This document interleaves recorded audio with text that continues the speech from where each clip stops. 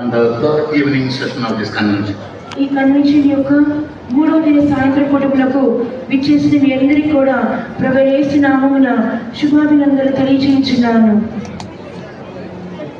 The first evening you heard about the eternal life. మొదటి దిన సాయంత్రం అందు మీరందరూ నిత్య జీవాన్ని గురించి మీరు విని ఉన్నారు. Eternal life is a Christian concept. నిత్య జీవం అని చెప్పుచున్నప్పుడు ఒక క్రైస్తవ తత్వంగా కనబడుచున్నది. About the quality of life జీవం యొక్క నాణ్యత గురించి చెప్పబడుచున్నది. which will continue in heaven after the soul depart from your body. ఎప్పుడైతే మీకు ఆత్మ మీకు శరీరంలో నుండి ఎడబాయించున్నదో నిత్యంలో కొనసాగించబడుచు ఉన్నది. The antonym for eternal life is eternal death. ఆ యొక్క నిత్య జీవం యొక్క వ్యతిరేక పదమే నిత్యమైన నరకముగా కనబడుచున్నది. Bible calls it as the second death in Revelation 21:8. ప్రకటన గ్రంథం 21వ అధ్యాయం 8వ వాక్య ప్రకారముగా ఆ యొక్క మరణమును రెండవ మరణముగా దేవుని గ్రంథం మనకు బోధించుచున్నది. This again the concept in Christianity that refers to punishment for the soul which has not been saved from sin, the coming judgment and the eternal hell. ఇంకనూ దేవుని గ్రంథం మనకి ఏమి చెప్పుచున్నదంటే ఎవరైతే రక్షింపబడకుండా ఉంటారో పాపము చేయుచున్నారో అటు ఆత్మ నిత్య నరకములకు పాత్రులని చెప్పుచున్నది. It also is the ultimate separation of the soul from God. అది అంత మాత్రమే కాకుండా దేవుని యొద్ద నుండి ఆ ఆత్మ ఎన్నటికి దూరంగా ఎడబాయినై ఉన్నది. And this punishment in hell is irreversible. ఈ యొక్క శిక్ష అనేది సర్వ విశ్వములకు ఒకే శిక్షగా కనబడుచున్నది. Jesus said in Matthew 10:28 that is a death of both the body and the soul in hell fire. మత్తయి సువార్త 10వ అధ్యాయము 28వ ప్రకారముగా ఆ యొక్క మరణం అనేది శరీర మరణము మరియు వారి యొక్క ఆత్మ మరణముగా చెప్పబడుచున్నది. Based on these two, we must understand that eternal life is an absolute necessity in every human being's life. కాబట్టి దీని ద్వారా మనం అర్థం చేసుకున్న కార్యం ఏమనగా ప్రతి ఒక్కరి జీవితంలో నిత్య జీవం పొందుట అనేది అత్యవసరమైన కార్యముగా కనబడుచున్నది. The second night we heard about faith. నిన్నటి రాత్రి యందు మనము విశ్వాసముల గురించి విని ఉన్నాము. Faith is a very vast subject about which we can speak our hours together and write volumes of books. నిజంగానే విశ్వాసం చెప్పినప్పుడు చాలా అధికమైనటువంటి కార్యముగా అంశముగా కనబడుచున్నది. గంటల తరబడి దాని గురించి మనం ప్రసంగించుచూ ఉండవచ్చును. But faith can be defined in three ways. అయినప్పటికీ విశ్వాసం అనేది మూడు రీతులలో దాన్ని నిర్వచింపవచ్చును. First of all, faith is called the divine truth. మొట్టమొదటిగా విశ్వాసం అని చెప్పినప్పుడు అది ఒక దైవికమైన సత్యమై ఉన్నది. In Greek language, the word faith is denoted as pistis. That is, pistis means divine truth. Greek భాషలో చెప్పుచున్నప్పుడు దానికి క్రిస్టిస్ అని చెప్పుచున్నారు అనగా దాని అర్థము దైవికమైన సత్యము. Second definition of our faith is our dependency on the veracity of anyone or anything. రెండవ విశ్వాసం యొక్క రెండవ నిర్వచనం ఏమనగా దేవుని యొక్క సత్యము మీద విశ్వాస్యత మీద మనము ఆధారపడుచున్న కార్యమై ఉన్నది. And the third definition for faith is as we read in Hebrews 11 verse 1. మరియు విశ్వాసం యొక్క మూడవ నిర్వచనం ఏమనగా హెబ్రీయుల రాసిన పత్రిక 11వ అధ్యాయము మొదటి వాక్యములో మనం చదువుకొనుచున్న కార్యమై ఉన్నది. The substance of things hoped for and the evidence of things not seen. విశ్వాసం అనేది నిరీక్షింపబడిన వాటి యొక్క నిజ స్వరూపమును అదృశ్యమైనవి ఉన్నవరుటకు రుజువునై ఉన్నది. Substance means anything that has a real existence. ఒక పదార్థం అని చెప్పుచున్నప్పుడు నిజమైనటువంటిగా అది కనబడుచున్నటువంటి పరిస్థితిగా అయి ఉన్నది. Evidence means an absolute proof of that existence of the real thing. రుజువు అని చెప్పుచున్నప్పుడు ఒక పదార్థము ఉన్నత అనుటకు నిర్ధారణ అయి ఉన్నది. This faith comes to us by the word of God. ఈ యొక్క విశ్వాసం అనేది దేవుని యొక్క వాక్యము ద్వారా మనకు కలుగుచున్నది. Therefore we can conclude that the word of God is the true evidence for the things not seen and we are hoping for. కాబట్టి దేవుని యొక్క వాక్యమే మనం ఏ కార్యాలకు ఎదురు చూచుచున్నామో ఆ కార్యముల యొక్క రుజువుగాను నిర్ధారణ అయి కూడా ఉన్నది. May the good Lord help you all to receive eternal life and live by faith till your last breath. నిత్యమైనటువంటి దేవుడు, మన ప్రేమ గల దేవుడు, నిత్య జీవం పొందుటకును మనకు తుది శ్వాస వరకు విశ్వాసములో జీవించుటకును మనకు సహాయము చేయును గాక. Living by faith or fighting a good fight of faith means struggling hard to live in accordance with the word of God or the truth or doctrine. విశ్వాసములో జీవించుట, విశ్వాసం యొక్క మంచి పోరాటము అని చెప్పినప్పుడు దేవుని యొక్క వాక్యానుసారంగా జీవించుట ఉన్నది. And tonight, as the Lord helps us and the Spirit of God helps us, let's meditate about the second coming of Jesus and the judgment that will proceed before it and after it. ఈ రాత్రికాల సమయమందు దేవునికి చిత్త ప్రకారంగా, దేవునికి ఆత్మ ప్రేరేపణతో దేవుని యొక్క రాకడ సూచనల గురించి, ఆ తర్వాత సంభవించబోవు తీర్పుల గురించి మనం నేర్చుకుని ఉన్నాము. When we study about the second coming of Jesus, యేసు ప్రభు యొక్క రెండవ రాకడ గురించి మనం తెలుసుకొనిచున్నప్పుడు, in Hebrew chapter 11 verse 5 we read, 28 we read, హెబ్రీయులకు రాసిన పత్రిక 9వ అధ్యాయము 28వ వాక్యములో మనం చదువుచున్నాము. Jesus Christ our Lord and Savior came to this earth once around 20 centuries ago. దాదాపు 20 శతాబ్దముల ముందుగానే మన రక్షకుడు ప్రభువైన యేసుక్రీస్తు ఈ లోకంలోకి ఒకసారి ఆయన వచ్చి ఉన్నారు. The majority of the world population they believe in the truth. ఈ లోకంలోని అధిక జనాభా సంఖ్య ఇక సత్యమును నిజముగానే నమ్ముచున్నారు. Even the Islamists as well as the Catholics, everybody believes.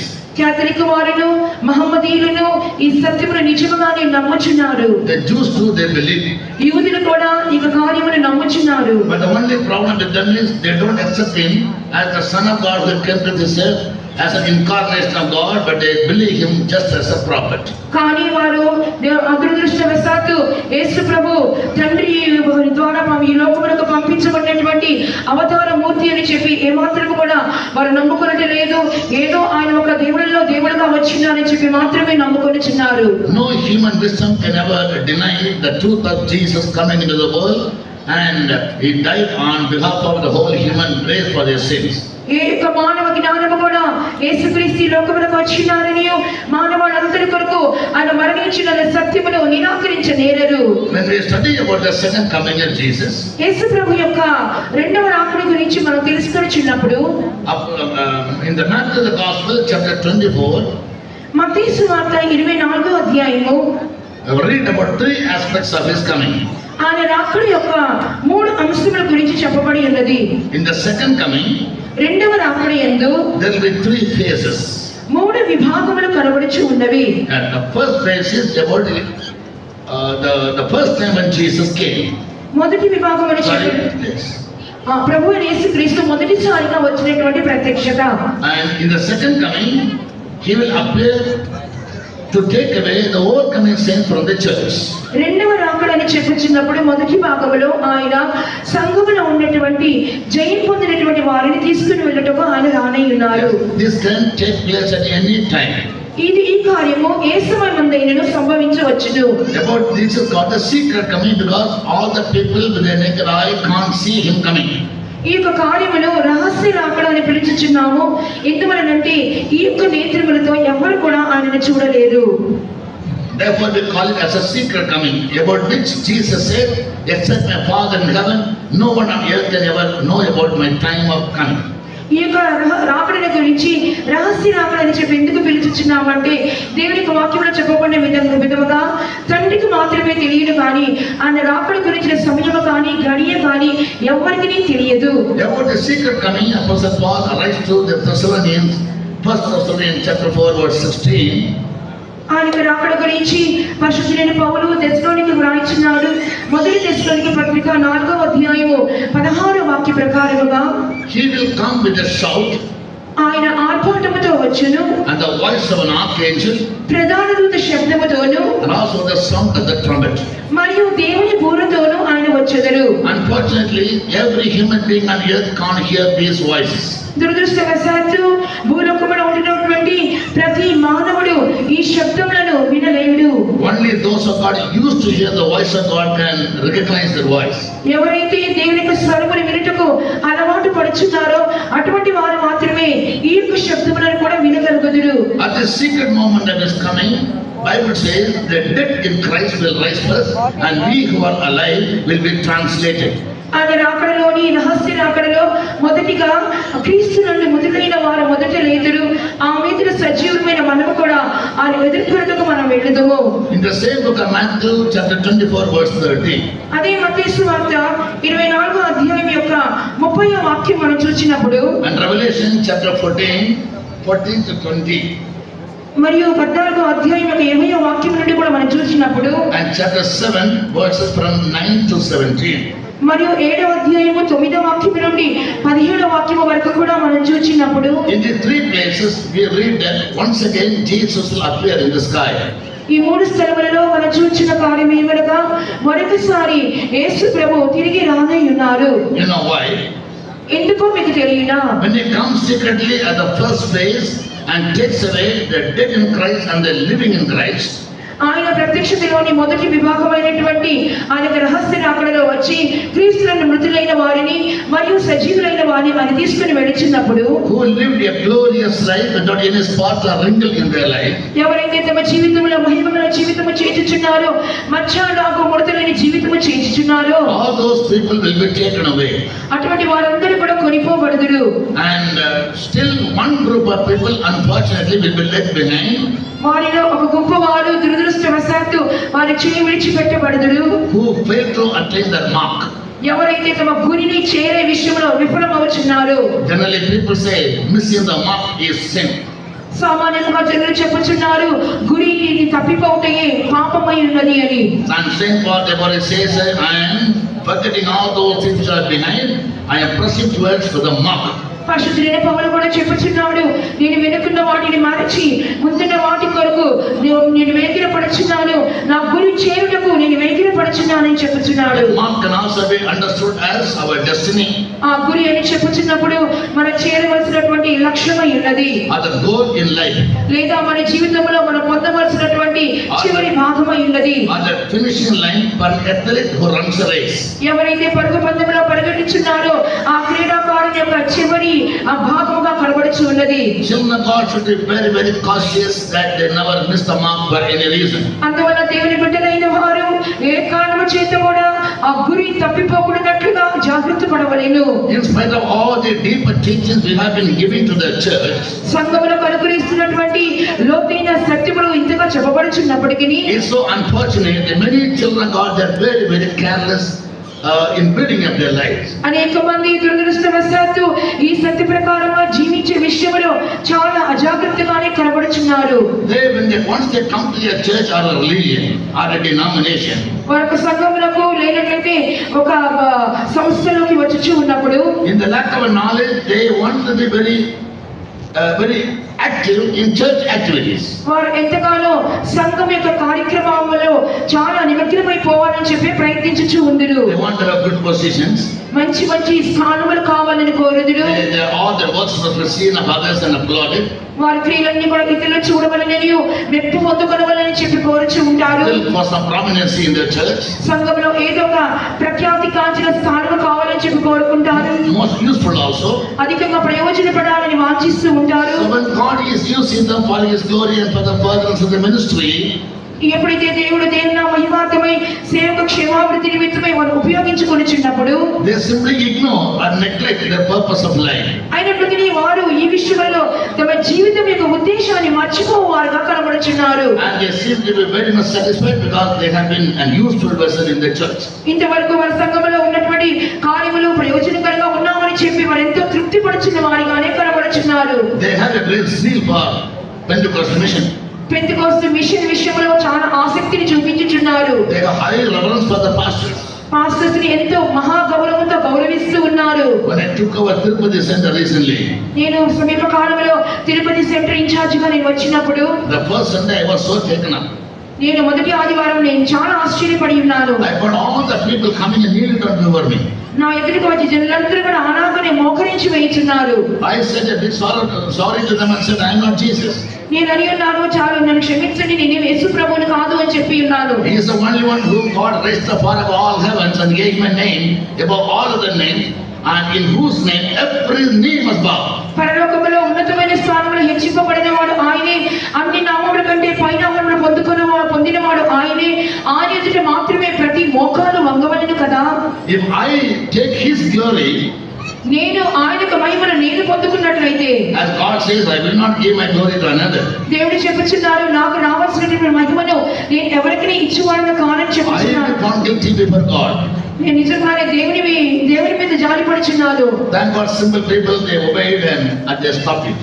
పాపం అమాయకులైన వారు నేను చెప్పిన మాటను విని ఆ విధంగా చేయడం మానేసి ఉన్నారు. Bible says we must love the saints of God, no doubt. Bible గ్రంథం చెప్పుచున్నది, దేవుని యొక్క పరిశుద్ధులను మనం ప్రేమించవలెను, దానిలో సందేహం లేదు. We must strictly obey, be obedient to the leaders, no doubt. మనం నడిపించే వారికి ఖచ్చితంగా మనం లోబడే తీరవలెను, దానిలో ఎటువంటి సందేహం లేదు. Don't replace them. Don't replace Christ with them. కానీ వారి యొక్క క్రీస్తు యొక్క స్థానంలో వారిని పెట్టవద్దు. Yeah, don't look at them as gods. వారిని దేవుళ్ళుగా భావించవద్దు. We are servants to serve you. వారందరూ మన దైవ సేవకులు, మీకు సేవ చేయడానికి వచ్చి ఉన్నారు. That most humility may express the view to you all. నేను ఎంతో తగ్గింపుతో నా యొక్క భావనను మీతో తెలియచేయించి ఉన్నాను. We must learn to give high reverence to God and to worship Him. మనము దేవునికి మాత్రమే అధికమైన ఘనత చెల్లించవలెను, ఆయన ఆరాధించు వారమై ఉండవలెను. Christ is the head of the church and He must always be given preeminence in the church. సంఘములకు శిరస్సు క్రీస్తు అయి ఉన్నారు కాబట్టి సమస్తమైనటువంటి ప్రాముఖ్యతను మన దేవునికి చెల్లించవలెను. Therefore, we are all called in a title called Christians. మనమందరం కూడా క్రైస్తవులము అనే పేరు లేక బిరుదుతో పిలువబడుచున్న వారము. Because Christ is in us. ఎందువల్లంటే క్రీస్తు మనలో ఉన్నారు. That's the hope of glory. అదే మహిమ నిరీక్షణగా ఉంటున్నారు. He said, I am the light of the world. ఆయన చెప్పుచున్నారు, నేను లోకములకు వెలుగై ఉన్నానని. When that light enlightens our soul, ఎప్పుడైతే ఆ యొక్క వెలుగు మన యొక్క ప్రాణములను ప్రకాశింపచేయుచున్నదో, we can reflect the light to the world. ఆ యొక్క వెలుగును మన ఇతరులకు ప్రతిఫలింప చేయగలుగుచున్నాము. And thereby we can become lights. దాని మూలంగా మనము కూడా జ్యోతుల వలె ప్రకాశించుచున్నాము. Light is not a torchlight or a flashlight. వెలుగు అని చెప్పినప్పుడు ఏదో టార్చ్ లైట్ కానీ ఫ్లాష్ లైట్ కానీ కాదు, కానీ Light speaks about the life of Jesus. In Him was light, and His life was the light of men. ఆ యొక్క వెలుగు అని చెప్పినప్పుడు ఆయనలో వెలుగై ఉండెను, ఆ వెలుగు జీవమై ఉండెను, ఆ జీవము ఆయనలో ఉండెను. Again, 2 Corinthians 4:4 reads, మరలా 2 కొరింథీ పత్రిక 4:4 చదువుచున్నాము. that light is the knowledge of Jesus Christ, not the gospel. ఆ యొక్క వెలుగు అని చెప్పుచున్నప్పుడు సువార్త మూలముగా యేసుక్రీస్తుని గురించినటువంటి మహిమ జ్ఞానమై ఉన్నది. Saint Paul, when he was called by God, he said, పరిశుద్ధుడైన పౌలు ఎప్పుడైతే దేవుని ద్వారా పట్టుబడి ఉన్నాడో ఈ రీతిగా చెప్పుచున్నాడు. now He has called me. When He called me, I never conferred with flesh and blood. దేవుడు నన్ను పిలిచినాడు, ఆయన పిలిచినప్పుడు నేను రక్త మాంసములతో సంప్రదింపలేదు. It pleased Him ఆయన ఈ విధంగా చెప్పుచున్నాడు, that I might reveal Him through my life. నా జీవితం ద్వారా ఆయన బలపరచాలని ఆయన నా మూలంగా ఎదురు చూచుచున్నారు. When people look at Christians, ఎప్పుడైతే జనులు క్రైస్తవులను చూచుచున్నారో, they must be easily be identified by other people. ఇతరుల ద్వారా వారు క్రైస్తవులుగా నిజంగానే గుర్తింపబడవలెను. In my childhood, one man came and asked one of our believers, one of my friends, నా యొక్క చిన్న వయసులో ఉంటున్నప్పుడు ఒకరు వచ్చి నా స్నేహితుని ఈ విధంగా అడిగి ఉన్నారు, I want to go to the church. How can I go? Where can I go? నేను చర్చికి వెళ్ళవలను, నేను ఏ రీతిగా వెళ్ళగలను చెప్పండి అని చెప్పి అడుగుతున్నారు. Your friend told you, ఆ స్నేహితుడు చెప్పి ఉన్నారు, Sunday early morning you come and stand at the junction. ఆదివారం ఉదయకాలం ముందు నీవు 4 రోడ్ల కుడికిలో నువ్వు నిలబడవు. You come across some white-clad people carrying a black Bible in their hand. నల్లటి బైబిల్ చేత పట్టుకున్నటువంటి తెల్లని వస్త్రాలు ధరించుకున్న వారు వెళ్తూ ఉంటారు. Just follow them, you'll reach the right place. వారి వెంటే వెళ్ళు, అప్పుడు సరైన స్థలంలోకి వెళ్ళి చేరిపోతావు. So our believers can be identified by their dress code.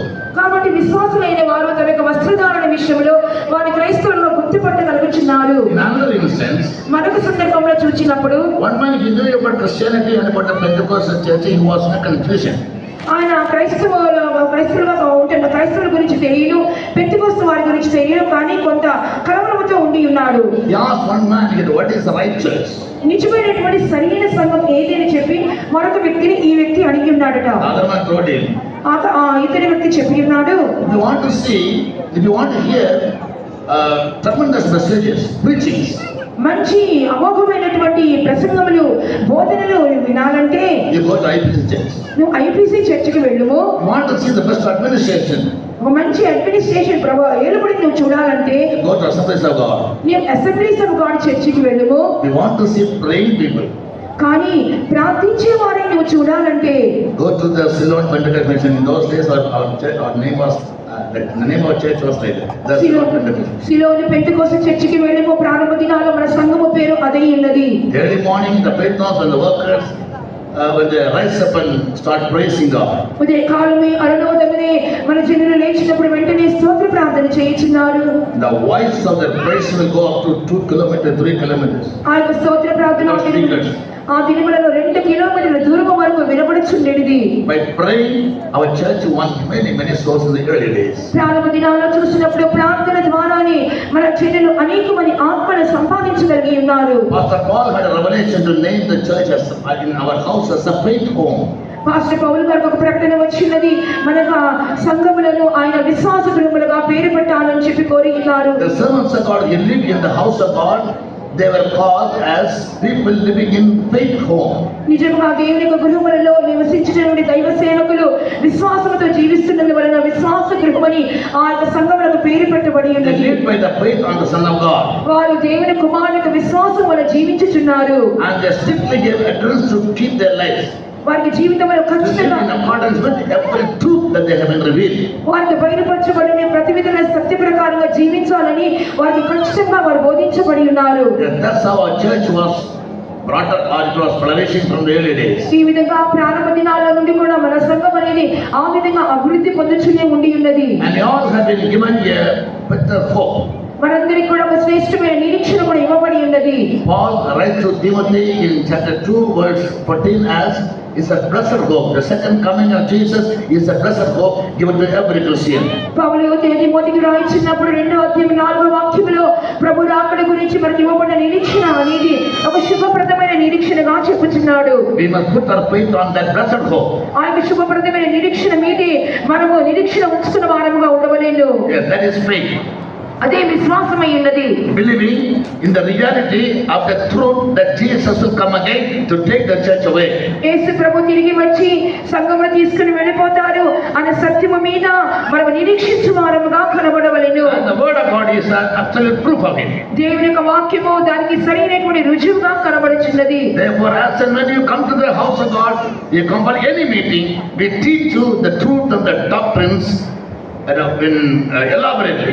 కాబట్టి ఏ కుటుంబాలకు వచ్చినా ఇటువంటి ప్రార్థనలకు వచ్చినా కూడా దేవునికి సత్యమును మరి విశదముగాను స్పష్టముగాను మీకు మేము బోధించుచూ ఉన్నాము. And it will be a struggle. It might seem to be a big struggle for you to live up to the truth. ఒకవేళ ఈ సత్యము ప్రకారంగా జీవించడం గొప్ప పోరాటముగా మీకు అనిపించవచ్చును. But the grace of God and the power of God through the anointing will definitely help you to attain that state. అయినప్పటికీ దేవుని కృప ద్వారాను దేవుని శక్తి ద్వారాను అభిషేకం ద్వారాను అట్టి స్థితిని మీరు పొందుకొనగలుగుదురు. So secondly, Matthew 24:30 he says Jesus will appear again in the sky. మత్తయి సువార్త 24వ అధ్యాయము 30వ వాక్య ప్రకారముగా యేసు ప్రభువు మరొకసారి ఆయన మధ్యాకాశములో రానై ఉన్నారు. That is the second phase of the second coming of Jesus. అనగా అది ప్రభు యొక్క రెండవ రాకడ యొక్క రెండవ విభాగముగా లేక రెండవ ప్రత్యక్షతగా కనబడుచున్నది. Why is he coming in the second phase? యేసు ప్రభు ఎందువల్ల మరొకసారి రెండవ విభాగములో మరలా రానై ఉన్నారు? Because in the secret coming there are 3 aspects. ఎందువల్లంటే రహస్య రాకడలోనే 3 అంశాలు కనబడుచున్నాయి. In the second coming there are 3 phases. రెండవ రాకడలో 3 ప్రత్యక్షతలు ఉన్నాయి. And the first one is the secret appearance of Jesus when he comes to take away the overcoming saints from the church. మొదటి ప్రత్యక్షత ఏమనగా యేసు ప్రభు రెండోసారి వచ్చినప్పుడు సంఘములో ఉంటున్నటువంటి జయం పొందినటువంటి వారిని తీసుకుని వెళ్ళిపోవుదురు. How many of you understood? మీరు ఎంతమందికి అర్థమైంది? చేతులు పైకెత్తండి. Hallelujah. Listen to me carefully. Don't allow the attention to be diverted. శ్రద్ధగా మీరు ఆలకించాలి. మీకు ఒక ఏకాగ్రతను అటు ఇటు దయచేసి మీరు తిరిగి In వేసుకోవాలి. the second coming of Jesus there are 3 phases. 3 timings. ప్రభు యొక్క రెండవ రాకడలో 3 సమయాలు లేక విభాగములు ఉన్నవి. In the secret coming is the first phase. ఆ యొక్క రహస్య రాకడలో రాకడ అనేది మొదటి విభాగము. In the secret coming there are 3 aspects. మరి ఆ రహస్య రాకడలో కూడా 3 అంశములు కనబడుచున్నవి. In Matthew 24:27. మత్తయి సువార్త 24వ అధ్యాయం 27వ వాక్యములో 44 and 46 too. 44వ వాక్యం నుండి 46వ వాక్యం వరకు చదివినప్పుడు The word of God says he is coming with this sudden. ఆయన రాకడ అనేది అకస్మాత్తుగా సంభవించిన చెప్పి వ్రాయబడి As ఉన్నది. the lightning sent from the east and goes to the west. తూర్పు నుండి పడమటి వరకు ఏ విధంగా మెరుపు మెరియునో, even so shall the coming of the Lord be. ఆ విధంగానే ప్రభు రాకడయు ఉండును. Lightning occurs all of a sudden. ఆ యొక్క మెరుపు అనేది చాలా అకస్మాత్తుగానే వచ్చును. Lightens the whole earth. ఆ యొక్క భూమి అంతటి అది ప్రకాశింపచేయును. And ends in no second. అది క్షణములలో మాయమైపోవును. This is how the secret coming of Jesus will be. ఈ రీతిగానే ప్రభు యొక్క రహస్య రాకడయు ఉండును.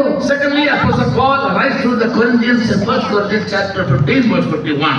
తర్వాతగా మొదటి కొరింథీ పత్రిక 15వ అధ్యాయము 51వ వాక్యములో పరిశుద్ధుడైన పౌలు ఈ రీతిగా చెప్పుచున్నాడు. The second coming of Jesus will be a mystery.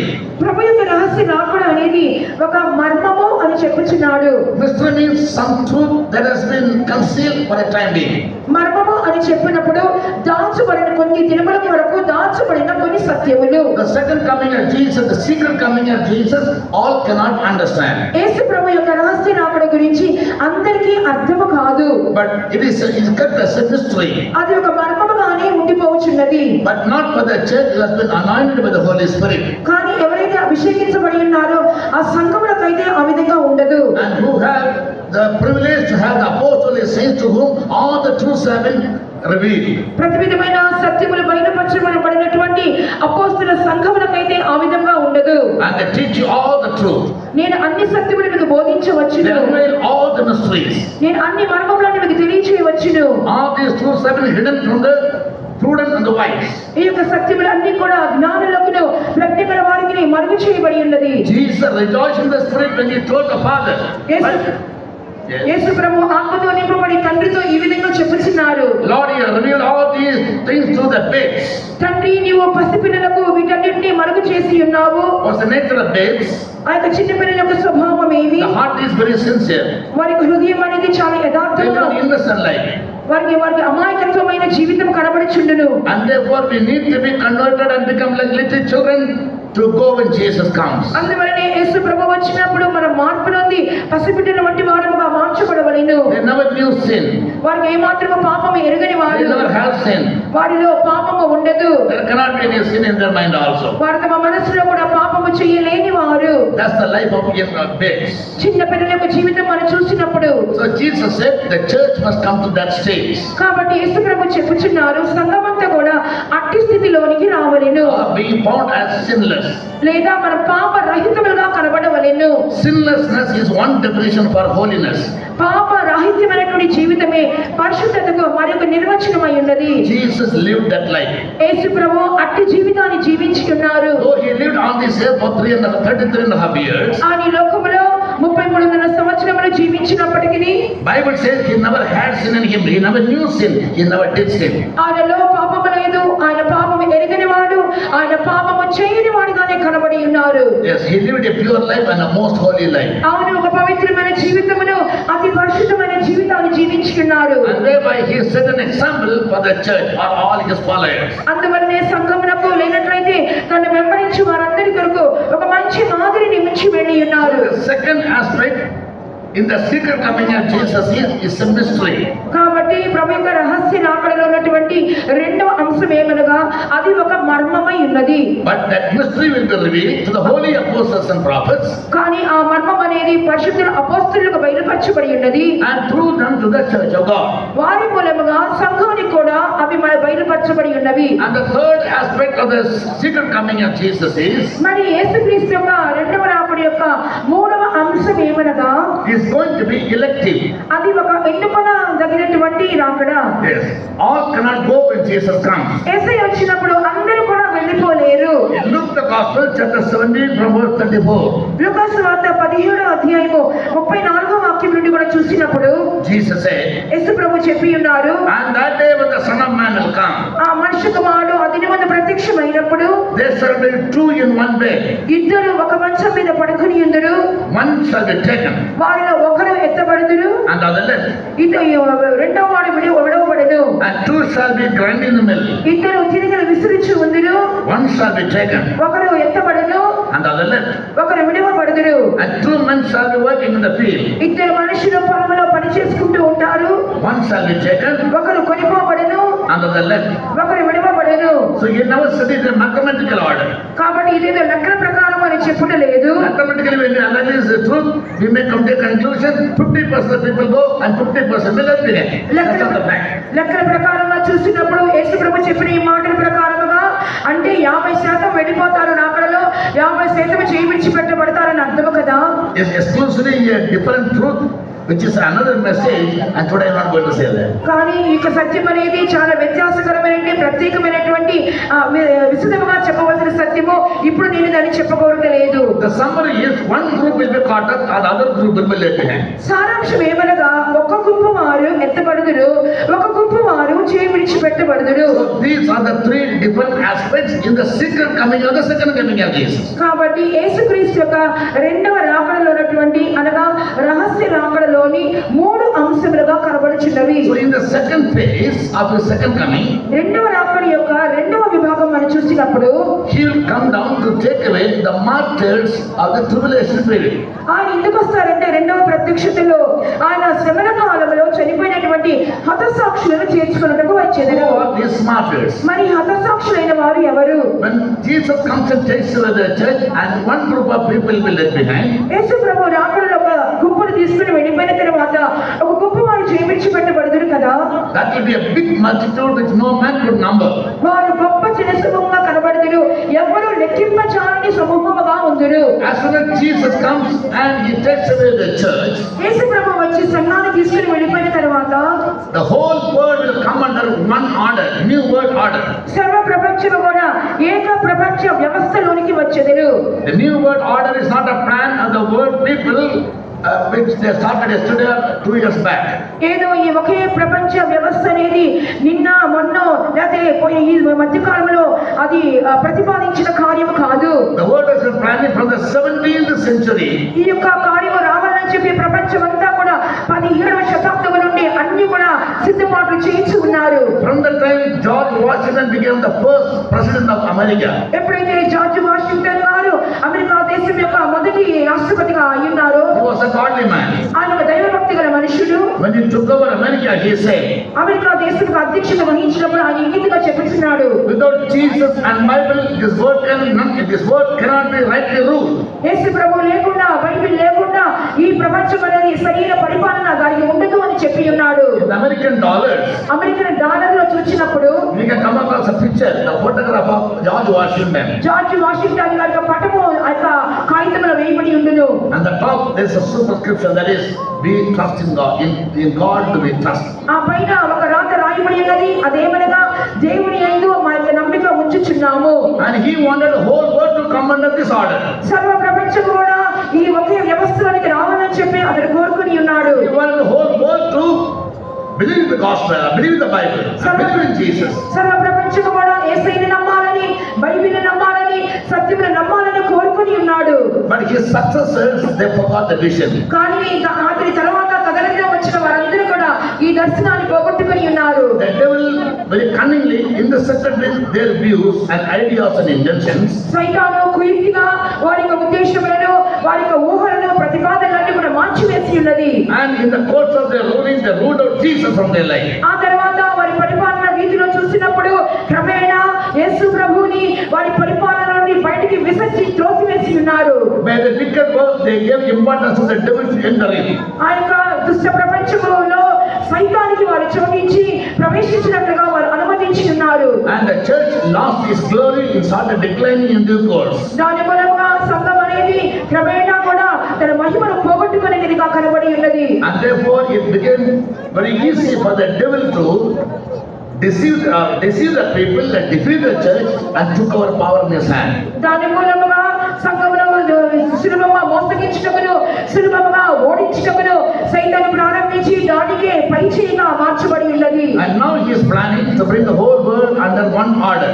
ఇప్పుడు సాతాను ఏమనుకొనిచున్నదనగా సర్వ ప్రపంచాన్ని ఒకే క్రమములోనికి, ఒకే వ్యవస్థలోనికి తీసుకుని రావాలని ప్రయత్నించుచున్నది. That one world order means ఆ యొక్క ఒకే ప్రపంచ వ్యవస్థ అనగా ఏమి? the whole world will come under one government. సర్వ ప్రపంచం కూడా ఒకే ప్రభుత్వం కిందకి వచ్చును, one leader, ఒకే నాయకుడి కిందకి వచ్చును, and one religion, ఒకే మతములోనికి వచ్చును, and one economy. ఒకే యొక్క ఆర్థిక వ్యవస్థలోనికి వచ్చును. This is very few things I mentioned because I don't want to go into the world. ఇవన్నీ కూడా నేను కొన్ని క్లుప్తమైన కార్యాలను చెప్పగలుగుతున్నాను. నేను విస్తృతంగా నేను చెప్పలేకపోతున్నాను. Because politics divide the people.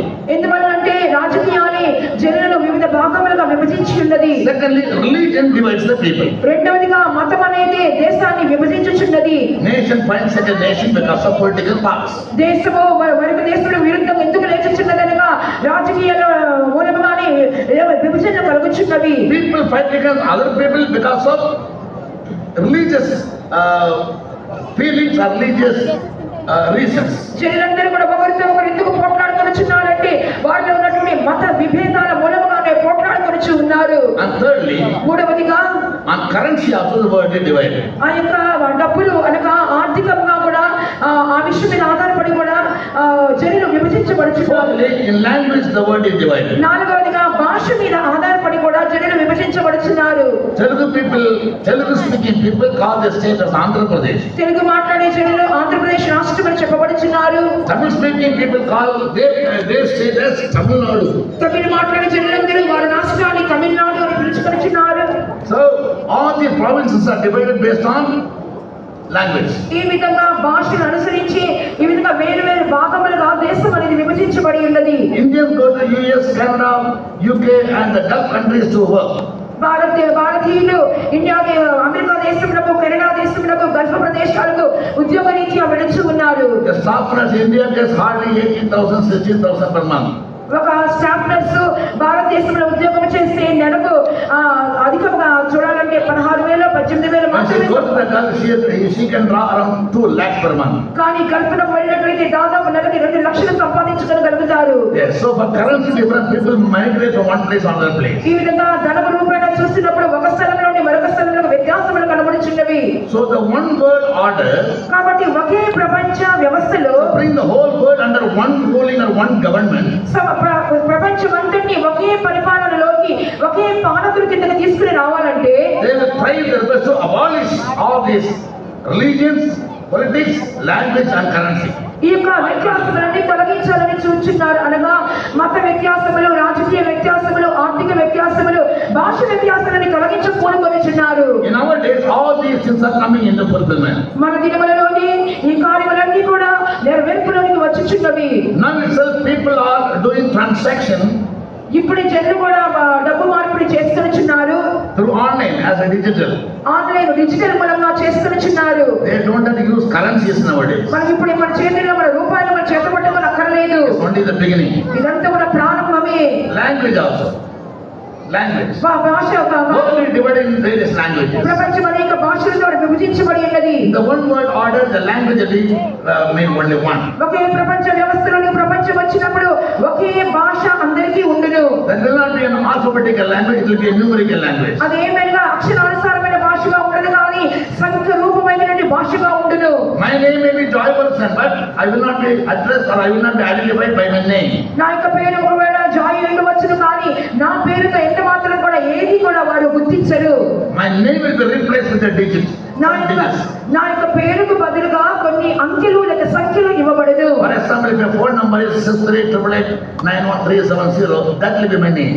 ఒకవేళ నా యొక్క ఫోన్ నంబరు ఇంత అనుకోండి, ఆ ఫోన్ నంబరే నా పేరుగా మార్చబడను. To give one name to everybody in the world, ప్రపంచం అందరికీ ప్రతి ఒక్కరికి ఒక నామం ఇవ్వబడాలంటే the scientists invented that with 18 digits we can give one number to every citizen in the world. ప్రపంచంలోని ప్రతి పౌరునికి ఒకే సంఖ్య ఇవ్వాలంటే ఆ సంఖ్యకు 18 అంకెలు ఉండాలని చెప్పి ప్రభుత్వం వారు నిర్ణయించుచున్నారు. When nowadays therefore for whatever is going there are for your Aadhaar number. కాబట్టి దినాలలో ఏక కార్యమైన మనం చేయాలంటే మీ ఆధార్ నంబర్ అడుగుచున్నారు కదా. With the Aadhaar card neither you can buy a house or you can sell a house, buy any property or sell any property, movable or immovable. Aadhaar card లేకుండా మీరు ఏ యొక్క వస్తువును కూడా అమ్మలేరు, కొనలేరు, ఇల్లు అమ్మలేరు, కొనలేరు, ఏ యొక్క వస్తువును కూడా క్రయ విక్రయములు మీరు చేయలేరు. This is the beginning. ఇదే ప్రారంభము. And very soon each citizen in the world will be given a number and that will be implanted on his forehead or on his right arm. ప్రపంచంలో ప్రతి పౌరునికి కూడా ఒక సంఖ్య ఇవ్వబడను. ఆ యొక్క సంఖ్య నొసటి ఎందు కానీ కుడి చేతి ఎందు కానీ అది అమర్చుదురు. In Revelation chapter 13, the last 3 verses speak about it. ప్రకటన గ్రంథము 13వ అధ్యాయం యొక్క చివరి 3 వాక్యములలో ఈ కార్యము రాయబడి ఉన్నది. ఉన్నది. In the Bible studies, pastors must well explain all this truth to you, so I do not waste my time again. ఒకవేళ అనేకమైన బైబిల్ స్టడీలో పాస్టర్లు ఈ సత్యములు మీకు చెప్పి ఉండవచ్చును కాబట్టి నేను మరలా వాటిని చెప్పబోవటం లేదు. So language will be digital. కాబట్టి మన భాష అనేది డిజిటల్ గా మారిపోవును. Currency will be digital. ఆ యొక్క డబ్బులు అనేవి డిజిటల్ గా మారిపోవును. And all the religions will be abolished. ఆ యొక్క మతములన్నీ కూడా తొలగించబడును. Therefore now itself our Prime Minister says, one nation, one card. కాబట్టి ఇప్పుడే మన ప్రధానమంత్రి చెప్పుచున్నాడు, ఒకే దేశము ఒకే కార్డు అంటున్నాడు. Why? To make you understand the truth that the last times of the last days have already come. ఎందువలనంటే మనం అంత్య దినములలో వచ్చినామని చెప్పి ఇవన్నీ కూడా మనం గుర్తుపట్టాలని ఇవి జరుగుతున్నవి. And all the political parties will be abolished. రాజకీయ పార్టీలన్నీ కూడా తొలగించబడును. And finally, చివరిగా don't have pressure, blood pressure. Your families will be abolished. మీకు రక్తపోటు రావద్దండి, మీకు కుటుంబాలు కూడా అవి తొలగించబడదు. Now there's great unity and harmony in all the families, the father, the mother, the children, everybody live in one house. ఇప్పుడైతే కుటుంబంలో చాలా చక్కగా ఐక్యంగా సంతోషంగా తండ్రి తల్లి పిల్లలు సహోదర సహోదరులు కలిసి చక్కగా జీవించుచు ఉన్నాము. Therefore families are divided కుటుంబాలన్నీ కూడా విభజించబడుచున్నవి for various reasons. అనేకమైన కారణాల బట్టి విభజించబడుచున్నవి. In the one world order, అయితే ఒకే ప్రపంచ వ్యవస్థలో each citizen will be acknowledged as a citizen of the world and not as a particular, he is from a particular family. ప్రతి పౌరుడు కూడా ప్రపంచ పౌరుడుగానే పిలువబడతాడు కానీ పలానా కుటుంబానికి చెందినటువంటి వాడని చెప్పి పిలువబడలేరడు. Yes, so these are the things that are going to come. కాబట్టి ఇటువంటి కార్యమునే రాబో దినములలో జరగనే As ఉన్నది. soon as Jesus comes and takes away the church, యేసు ప్రభు వచ్చి సంఘాన్ని తీసుకుని వెళ్ళిపోయిన వెంటనే the world will come under one world order. ప్రపంచమంతా కూడా ఒకే ప్రపంచ వ్యవస్థలోనికి వచ్చును. And the one kingdom will rule. ఒకే ప్రభుత్వము ఏలుబడి చేయును. Daniel in his vision in chapter 7 saw that as a priestly kingdom. దానియేలు 7వ అధ్యాయంలో దానియేలు దర్శనమందు చూస్తున్నాడు, ఆ యొక్క రాజ్యం అనేది ఒక మృగపు రాజ్యముగా ఉండును. In chapter 7 verse 23, 7వ అధ్యాయం 23వ వాక్యం మనం చూస్తున్నాము. he saw the one world kingdom as a priestly kingdom. ఒకే ప్రపంచ వ్యవస్థను ముందుగానే ఏ రీతిగా చూశాడంటే ఒక జంతువు రూపంలో ఒక మృగపు రాజ్యముగా చూసి ఉన్నాడు. God told him that the fourth beast will be the fourth kingdom. దేవుడు చెప్పుచున్నాడు, నువ్వు చూస్తున్నటువంటి ఆ 4వ మృగము 4వ రాజ్యమైందని చెప్పుచున్నాడు. Bible speaks about 8 kingdoms. Bible గ్రంథము దాదాపు 8 రాజ్యాల గురించి చెప్పుచున్నది. In Revelation chapter 17 verses 12 to 14, ప్రకటన గ్రంథము 7వ అధ్యాయం 12వ వాక్యం నుండి 14వ వాక్యం వరకు చూస్తున్నాము. we are living in the 6th kingdom. ఇప్పుడు మనము ప్రస్తుతము 6వ రాజ్యంలో జీవించుచున్నాము. 2 more kingdoms are yet to come. ఇంకా 2 రాజ్యాలు ఇంకా రావాల్సి ఉన్నాయి. The 7th and the 8th. 7వ రాజ్యము మరియు 8వ రాజ్యము. When the 8th kingdom comes to power, ఎప్పుడైతే 8వ రాజ్యం అధికారంలోకి వచ్చినో the world will go into perdition. ప్రపంచమంతా కూడా నాశనములోకి వెళ్ళిపోవును. I'm just giving you the 4 words, is not a message in fact. నేను ఇక కార్యములు చెప్పుచున్నాను, ఇది అత్యవసరమైన కార్యం కాదు అనుకోండి. So when the whole world come under one order, soon after the glorious church is taken up, ఎప్పుడైతే మహిమగల సంఘము కొనిపోబడిందో దాని మరుక్షణమే ఒకే ప్రపంచ వ్యవస్థ ఈ భూలోకములోకి వచ్చును. the one world kingdom, because it will be a beastly kingdom, ఆ యొక్క ఒకే ప్రపంచ ప్రభుత్వము అనేది ఒక మృగపు రాజ్యముగా ఉండదు. beast stand for godlessness. మృగము అని చెప్పినప్పుడు దేవుడు లేనటువంటి కార్యము. Man in honor and do not understand, do not have the knowledge of the Holy One of God. Holy One of Israel. ఎవరైతే పరిశుద్ధ దేవుడి గురించినటువంటి జ్ఞానము లేనటువంటి మనుషుడుగా ఉంటున్నాడో, In Psalm 49:20 we read that he is like a beast that perishes. 49వ కీర్తన చివరి వాక్యంలో చదువుచున్నాము, అతడు నశించు జంతువులను పోని ఉన్నాడు. The last world kingdom will behave like a beast. కాబట్టి చివరి ప్రపంచ రాజ్యం అనేది ఒక మృగము వలె ప్రవర్తించును. Yes, because God is the ruler from their kingdom. ఎందువలనంటే ఆ రాజ్యంలో నుండి దేవుడు పూర్తిగా తొలగించబడుచున్నాడు. And the one world leader or the government will force every citizen to worship only the leader. ఆ ఒకే ప్రపంచ ప్రభుత్వం అనేది ఆ ఒకే నాయకుని మాత్రమే నమస్కరించమని చెప్పి బలవంతము చేయును. In Revelation 13th chapter, ప్రకటన గ్రంథం 13వ అధ్యాయము verse 2 and 3, 2-3 వాక్యములు చూస్తున్నాము. we find a beast will come to power. ఒక మృగమే అధికారంలోకి వచ్చినట్లుగా రాయబడి ఉన్నది. And the beast will be given power, authority and seat by the devil. ఆ యొక్క మృగములకు బలము అధికారము సింహాసనము ఈ యొక్క సాతాను ద్వారా ఇవ్వబడుచున్నది. వచ్చున్నది. And they will force the whole world to worship the beast and the devil. వారు ఇద్దరు కలిసి సర్వ ప్రపంచమును ఆ మృగములకే నమస్కారం చేయమని చెప్పి బలవంతము చేయుదురు. Go home and read Revelation chapter 13 5 times.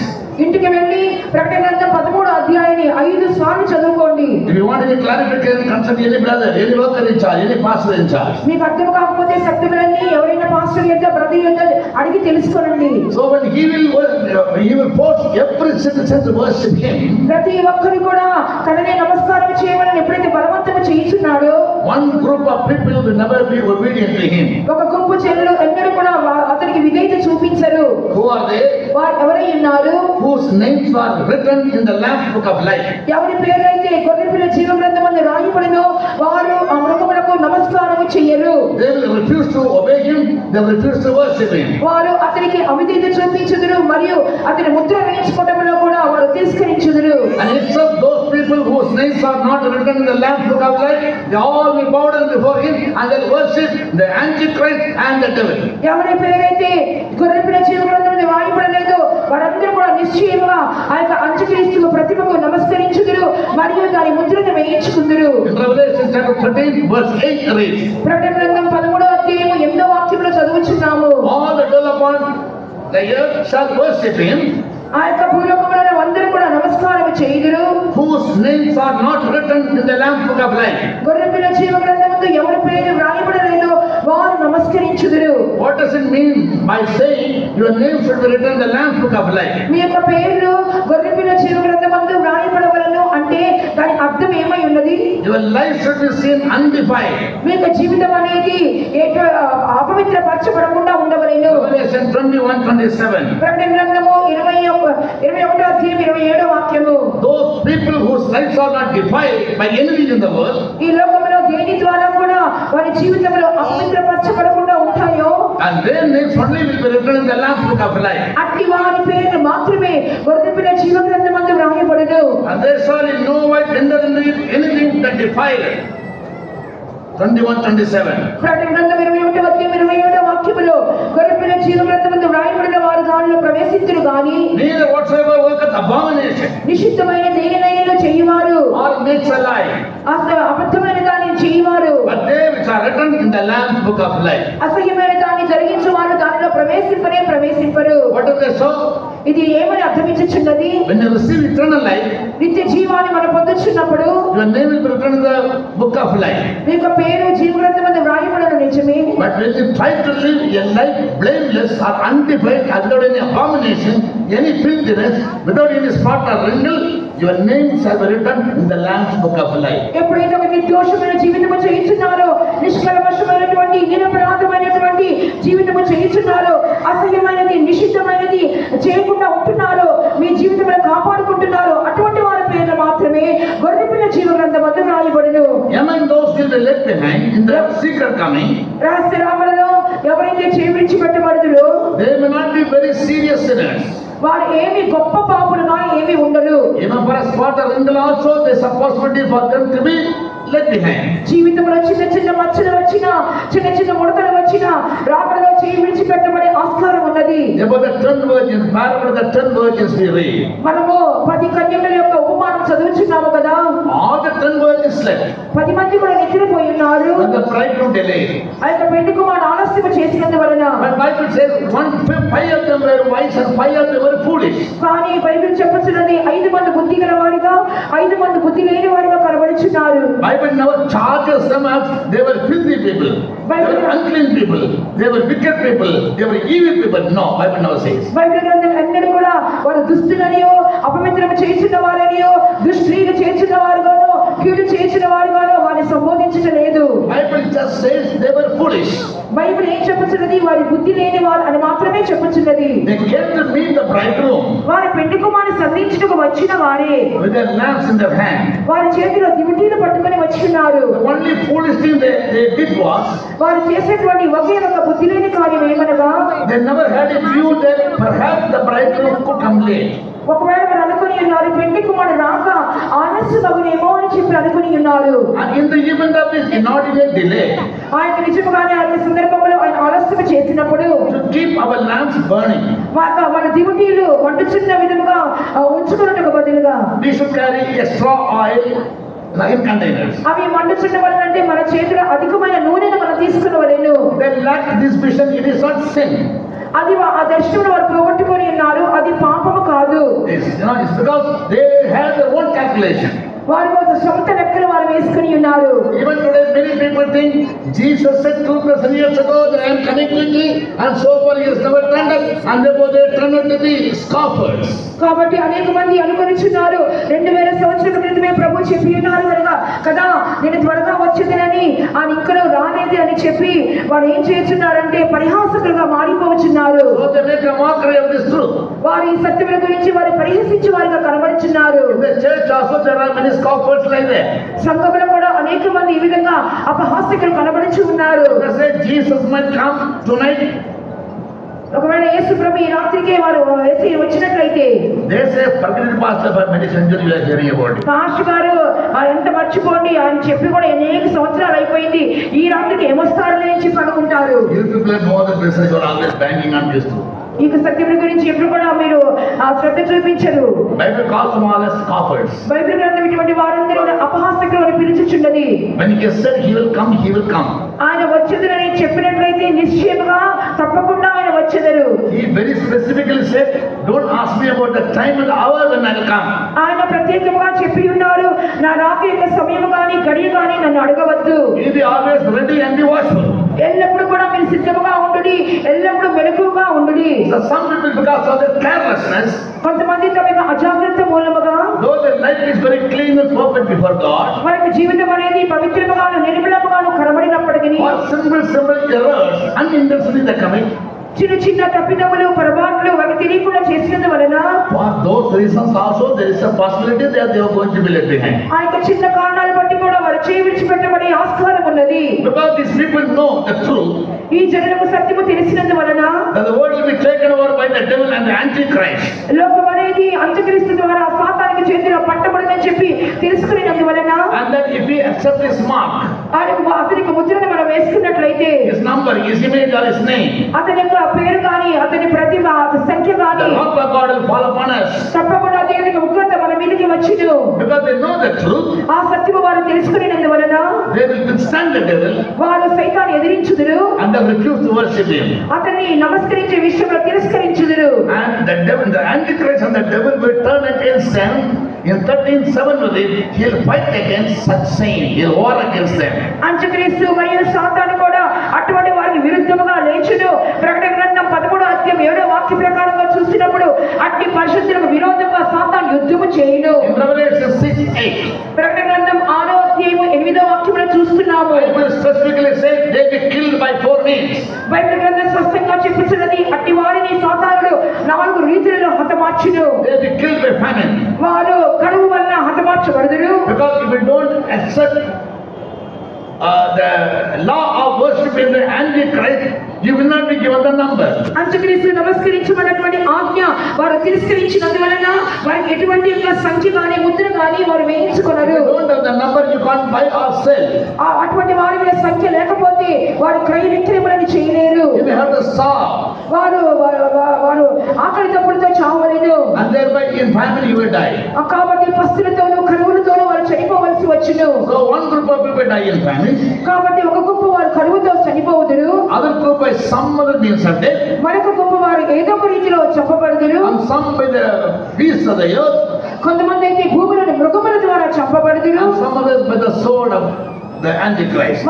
మరి కొంతమంది అయితే అంత్యక్రీస్తు ఖడ్గము ద్వారా చంపబడుదురు. 4 ways. ఈ విధంగా 4 రీతులలో The left behind people will be killed by the Antichrist and the devil. చేయి విడిచిపెట్టబడిన వారు అంత్యక్రీస్తు ద్వారా సాతాను ద్వారా చంపబడబోతున్నారు. Bible says 1/4 of the world population will be killed. Bible గ్రంథము చెప్పుచున్నది, ఈ ప్రపంచ జనాభా సంఖ్యలో 4 భాగంలో 1 భాగం అంతా చంపబడును. And these people of God, ఈ యొక్క దేవునికి బిడ్డలైన వారు, because they never counted their life so dear to them, వారు తన ప్రాణములను అధికంగా ప్రేమించకుండా ఉంటున్నందువలన, and for the sake of the word of God and for the blood of Jesus, దేవుని యొక్క వాక్యము నిమిత్తమును యేసుక్రీస్తు రక్తము నిమిత్తమును, when they were willing to eat their life to death, ఎప్పుడైతే తమ ప్రాణములను మరణానికి అప్పగించుకొనిచున్నారో, after 3.5 years, మొదటి 3.5 సంవత్సర కాలం అయిన తరువాత the sign of the Son of Man will appear in the sky. దేవుని కుమారుని యొక్క సూచన మధ్యాకాశంలో కనబడును. He will send his angels ఆయన తన దూతలను పంపించి with a sickle. ఒక కొడవలితో పంపించుదురు. He will tell them, వారితో చెప్పును, go to the world. మీరు ప్రపంచంలోనికి వెళ్ళుడి, The harvest is ready. ఇదిగో కోత సిద్ధముగా ఉన్నది, You reap the harvest. మీరు కోతను కొయ్యుడి. The harvest speaks about the gathering of all those martyrs which died. We gave their life for Jesus and died on his behalf. ఆ కోత కొయ్యటాన్ని చెప్పుచున్నప్పుడు ఎవరైతే యేసు ప్రభువు కొరకు వారు హతసాక్షులుగా మరణించుచున్నారో, ప్రాణములు వారు అల్పమైనదిగా ఎంచుచున్నారో, సాతాను నమస్కరించుకుంటూ ఉంటున్నారో, అట్టి వారిని ఆయన చేర్చుకొనెను. They all will be taken before the throne of God, not on the throne of God. అటువంటి వారందరూ కూడా సింహాసనంలో కాదు కానీ సింహాసనముకు ఎదుటకు చేర్చబడుదురు. The throne of God is only for the overcoming saints. సింహాసనం అనేది జయం పొందిన వీరులకు మాత్రమే అయి ఉన్నది. In Revelation 3:21 we read that he that overcometh will I make to sit with me in my throne, where I overcame and am set down in my Father's throne. Jesus said. ప్రకటన 3:21 వాక్య ప్రకారముగా నేను జయించి నా తండ్రితో కూడా సింహాసనం మీద కూర్చుని ఉన్న ప్రకారము జయించువాని నాతో కూడా నా సింహాసనం మీద కూర్చుండనిచ్చెదను. Because they passed in the first place. వారు మొదటి స్థలంలో వారు జయం పొందినందువలన. Whereas the martyrs they passed in the supplementary test. అయితే హతసాక్షులైతే సప్లిమెంటరీ పరీక్షల్లో వాళ్ళు పాస్ అయి ఉన్నారు. Therefore they will not be brought to the throne of God, they will be brought before the throne of God. అందువల్ల వారు సింహాసనమునకు కొనిపోబడరు కానీ సింహాసనం ఎదుటికి రాబడుదురు. But they will save their life. అయినప్పటికీ వారి ప్రాణములైతే వారు కాపాడుకొందురు. So the Antichrist will rule over this world for 7 years.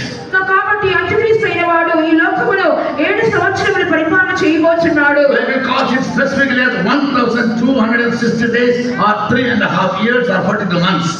Bible గ్రంథము చెప్పుచున్నది 3.5 సంవత్సరములు 42 నెలలు లేదా 1260 దినములు చెప్పుచున్నది. The next 3.5 years of a duration of 10 years.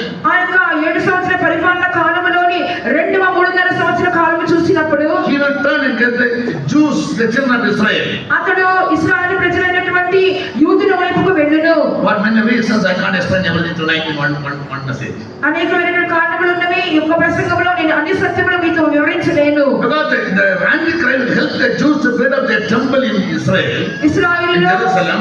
యెరూషలేములో అంత్యక్రీస్తు వారికి దేవాలయాన్ని కట్టించడానికి సహాయం చేయను కనుక In the first 3.5 years, మొదటి 3.5 సంవత్సరంలో కట్టించును కనుక and when the temple is built, ఎప్పుడైతే ఆ దేవాలయం కట్టబడినో he will put his image in the temple. అతడు తన యొక్క ప్రతిమను ఆ దేవాలయంలో నిలుపును. That image can speak. ఆ యొక్క ప్రతిమ మాట్లాడగలుగును. Bible says the image will be given life. Bible గ్రంథం చెప్పుచున్నది ఆ యొక్క ప్రతిమకు జీవం ఇవ్వబడుచున్నది. The image could be a robot with an artificial intelligence. ఆ ప్రతిమ అనేది ఒక రోబోగా ఉండవచ్చును, లేనట్లయితే కృత్రిమమైన మేధస్సుగా ఉండవచ్చును. And he told all the world to bow down before the image and worship. సర్వ ప్రపంచము కూడా ఆ ప్రతిమ ఎదుట నమస్కరించవలెను, దానికి పూజించవలెను చెప్పి జనులను బలవంతము చేయును. In Daniel 7:27, దానియేలు గ్రంథం 7:27 వాక్య ప్రకారముగా Daniel saw that as an abomination. దానియేలు దానిని హేయమైన కార్యముగా చెప్పుచున్నాడు. Yes, and the Jews will practically refuse to do that. ఆ యొక్క యూదులైన వారు ఖచ్చితంగా ఆ కార్యము చేయటము తిరస్కరించుదురు. Because the first commandment given to them is never to have any other image like God or any other images. ఎందువలంటే దేవుడిచ్చిన ఆజ్ఞలో మొదటి ఆజ్ఞ మీరు నా స్వరూపమందు ఎట్టి ప్రతిమను కానీ చేసుకోకూడదని ప్రభు చెప్పి ఉన్నారు. 3 groups of people in the world will never bow down before images. ఒక విగ్రహాల ముందు ప్రతిమల ముందు 3 గుంపుల వారు ఈ లోకములో ఎంత మాత్రం నమస్కరించరు. The Jews, the Islam and the Christians. యూదులైన వారు, క్రైస్తవులైన వారు మరియు మహమ్మదీయులు విగ్రహారాధన చేయరు. Yes, so in 9:27, కాబట్టి దానియేలు 9:27లో Daniel saw this as an abomination in the temple. దానియేలు ఈ కార్యములన్నీ కూడా దేవాలయంలోని నిషిద్ధ వస్తువులుగా చెప్పుచున్నాడు. Initially, the Antichrist will make a covenant with them for 7 years. ప్రారంభంలో చూసినప్పుడు 7 సంవత్సరాల శ్రమల కాలంలో ప్రారంభంలో యూదులతో అంత్యక్రీస్తు నిబంధన చేసుకొనెను. But he will break the covenant in the mid of the 7 years. ఆయన 7 సంవత్సరాల శ్రమల కాలంలో మధ్య కాలంలో ఆ నిబంధనను అతని బద్దలు చేయును. He will stop the daily sacrifices that was made in the temple. ఆలయంలో జరుగుతున్నటువంటి అనుదిన బలిని అతడు నిలిపివేయును. In Numbers chapter 20 verse 3, సంఖ్యాకాండ పుస్తకం 20వ వాక్య ప్రకారముగా and Exodus 29:42, మరియు నిర్గమాకాండం గ్రంథము 22:42లో in the Old Testament, in the tabernacle or in the temple, పాత నిబంధనలో ప్రత్యక్ష గుడారంలో కానీ దేవాలయంలో కానీ they used to offer one lamb in the morning and another lamb in the evening as daily sacrifice. అనుదిన బలిగా ప్రతిరోజు కూడా ఉదయం ఒక గొర్రె పిల్లను సాయంత్రం ఒక గొర్రెను వారు బలిపీఠం మీద అర్పించుతూ ఉందరు. But the Antichrist takes power. ఎప్పుడైతే అంత్యక్రీస్తు అధికారంలోకి వచ్చినో, When he puts his image in the temple, దేవాలయంలో ఎప్పుడైతే కనుక ప్రతిమను నిలుపునో, and when he will force the people to worship before that image, జనులందరూ కూడా తన ప్రతిమకు నమస్కరించమని చెప్పి ఎప్పుడైతే బలవంతము చేయనో, he will stop the daily sacrifices.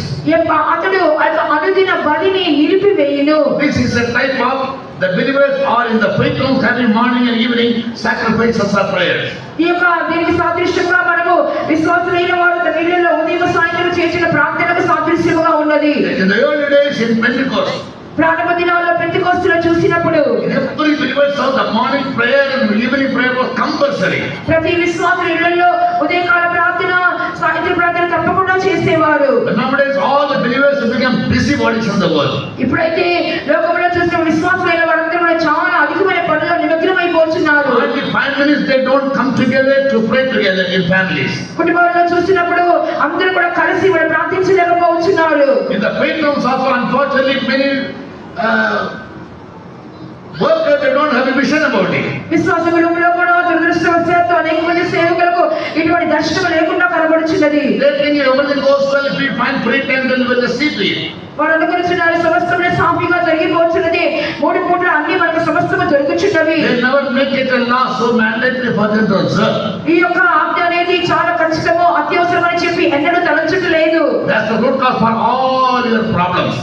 ఇదే సమస్తమైన సమస్యలకు వేరు కారణముగా కనబడుచున్నది. Including sicknesses and weaknesses. వ్యాధులు బలహీనతలు వచ్చిన కూడా ఇదే కారణముగా కనబడుచున్నది. Our believers have a very bad nature. మన యొక్క విశ్వాసులకు ఒక చెడ్డ స్వభావం ఉన్నది. Not in Andhra, almost everywhere. ఆంధ్రాలో మాత్రమే కాదు ప్రతి చోట దాదాపుగా కనబడుచున్నది. Yesterday the pastor preaching for more than 1.5 hours, begging on every people that they must have faith in God. నిన్న దినమందు రాత్రి 1:30 సమయంలో అందరిలో విశ్వాసం కలిగి ఉండాలని చెప్పి పాస్టర్ గారు ఎంతగానో శక్తివంతంగా వాక్యము చెప్పుచూ ఉండి ఉన్నారు. I thought today after the final prayer benediction nobody come forward to pray. నేను అనుకుని ఉన్నాను చివరి ప్రార్థన అయిన తర్వాత ఆశీర్వాదం వేసిన తర్వాత ప్రార్థన చేయించుకోవడానికి ఎవరు ముందుకు రారేమో అని చెప్పి అనుకుని ఉన్నాను. They have received faith, now they are going to fight. వారు ఎంత మాత్రం ఆ విశ్వాసాన్ని పొందుకోలేదు, విశ్వాసం కొరకు పోరాడటము లేదు. Now they are not going to trouble the servants of God, they are going to fight by faith. వారు ఈ దినమందు వీరు సేవకులతో రాబోవట్లేదు కానీ విశ్వాసం కొరకు పోరాడబోతున్నారు. But our people have a nature of always listening but never to practice. మన చెల్లెకి ఎల్లప్పుడూ కూడా వినటమే చేస్తున్నారు కానీ దాని అభ్యాసంలో తీసుకుని రాలేకపోతున్నారు. The whole church came to the pulpit, pastor pray. కాబట్టి సంఘం అంతా కూడా ముందుకు స్టేజ్ కింద ముందుకు వచ్చినారు. పాస్టర్ గారు ప్రార్థన చేయండి అని అడుగుతున్నారు. And we get time only to lay our hand on your head, not even to listen to what you are telling us. మాకు మీ తల మీద చేయబడ్డానికి మాత్రమే సమయం దొరుకుతున్నది కానీ మీరు ఏమి చెప్పుతున్నారు మీ సమస్యను ఆలకించడానికి కూడా మాకు సమయం దొరుకుతలేదు. Your simple knowledge, you think that if the pastor touches me, that's enough. కానీ మీకు ఉన్నటువంటి కొంచెం జ్ఞానంతో మీరు ఏమనుకుంటున్నారంటే పాస్టర్ గారు మమ్మల్ని ముడితే చాలు అనుకుంటున్నారు. My parents never taught us that. మా యొక్క తల్లిదండ్రులు నాకు ఆ విధంగా నేర్పించలేదు. Now, however we suffer in sickness, my father used to say, you pray. God is your God also. You exercise your faith. మేము ఎంతగా వ్యాధితో మేము కష్టపడుతున్నప్పుడు కూడా మా తండ్రి గారు ఏం చెప్పేవాళ్ళు అంటే మీరు ప్రార్థన చేసుకోండి, మీ ప్రార్థన వల్ల మీకు బాగవుతుందని చెప్పేవారు. After leave this meeting, ఇక కూటమి అయిపోయిన తర్వాత go with a new determination. నూతనమైన తీర్మానంతో తిరిగి వెళ్ళండి. Yes, morning and evening sacrifices are very important. ఉదయం సాయంత్రం అర్పించే అనుదిన బలి చాలా ప్రాముఖ్యమైనవి. Praising. స్తోత్ర ప్రార్థనలు. Praising is said to be a sacrifice of our lips. స్తోత్ర ప్రార్థన చెప్పినప్పుడు మనకు జీవఫలమై ఉన్నది. Never ignore it for any reason, however busy you are. ఏ కారణము చేత కూడా ఈ కార్యములను మీరు మానివేయడానికి మీరు ప్రయత్నించవద్దు. When you are able to do all other works, మిగిలినటువంటి పనులన్నీ మీరు చేసుకొచ్చున్నారు కదా. why do you become a debtor to God? Why do you become a debtor to ఎందుకు God? మీరు దేవునికి రుణస్థులుగా మీరు మారిపోవచ్చున్నారు? Yes, because God never punishes you. ఎందువల్ల దేవుడు మిమ్మల్ని శిక్షించడం లేదనా? He does punish you, but you are not able to recognize it. That's the truth. దేవుడు మిమ్మల్ని శిక్షిస్తున్నాడు కానీ మీరు దాన్ని గ్రహించడం లేకపోతున్నారు. అదే కార్యమై ఉన్నది. He never gives job to your children. ఇవి ఎంత మాత్రం మీ పిల్లలకు సందేహం They లేదు. don't study well. వారు సరిగ్గా చదువుకోవడం They లేదు. don't build up their character. వారి స్వభావాలు కట్టి లేకపోవడం No లేకపోవచ్చున్నారు. unity in in the families. కుటుంబాలలో ఐక్యత ఉండటం లేదు. Husband and wife are fighting. భార్యాభర్తలు పోట్లాడుకొనిచున్నారు. And they go for divorce.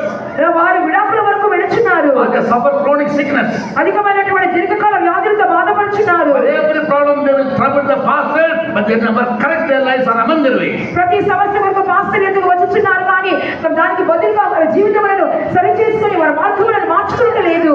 Sorry to say that, but that's the truth. ఇవన్నీ చెప్పడం నన్ను క్షమించండి కానీ ఇదే సత్యమై ఉన్నది. But people today amend their ways. కానీ కనీసం ఈ రోజు నేను మీ మార్గములను మార్చుకోనండి. All those who determine.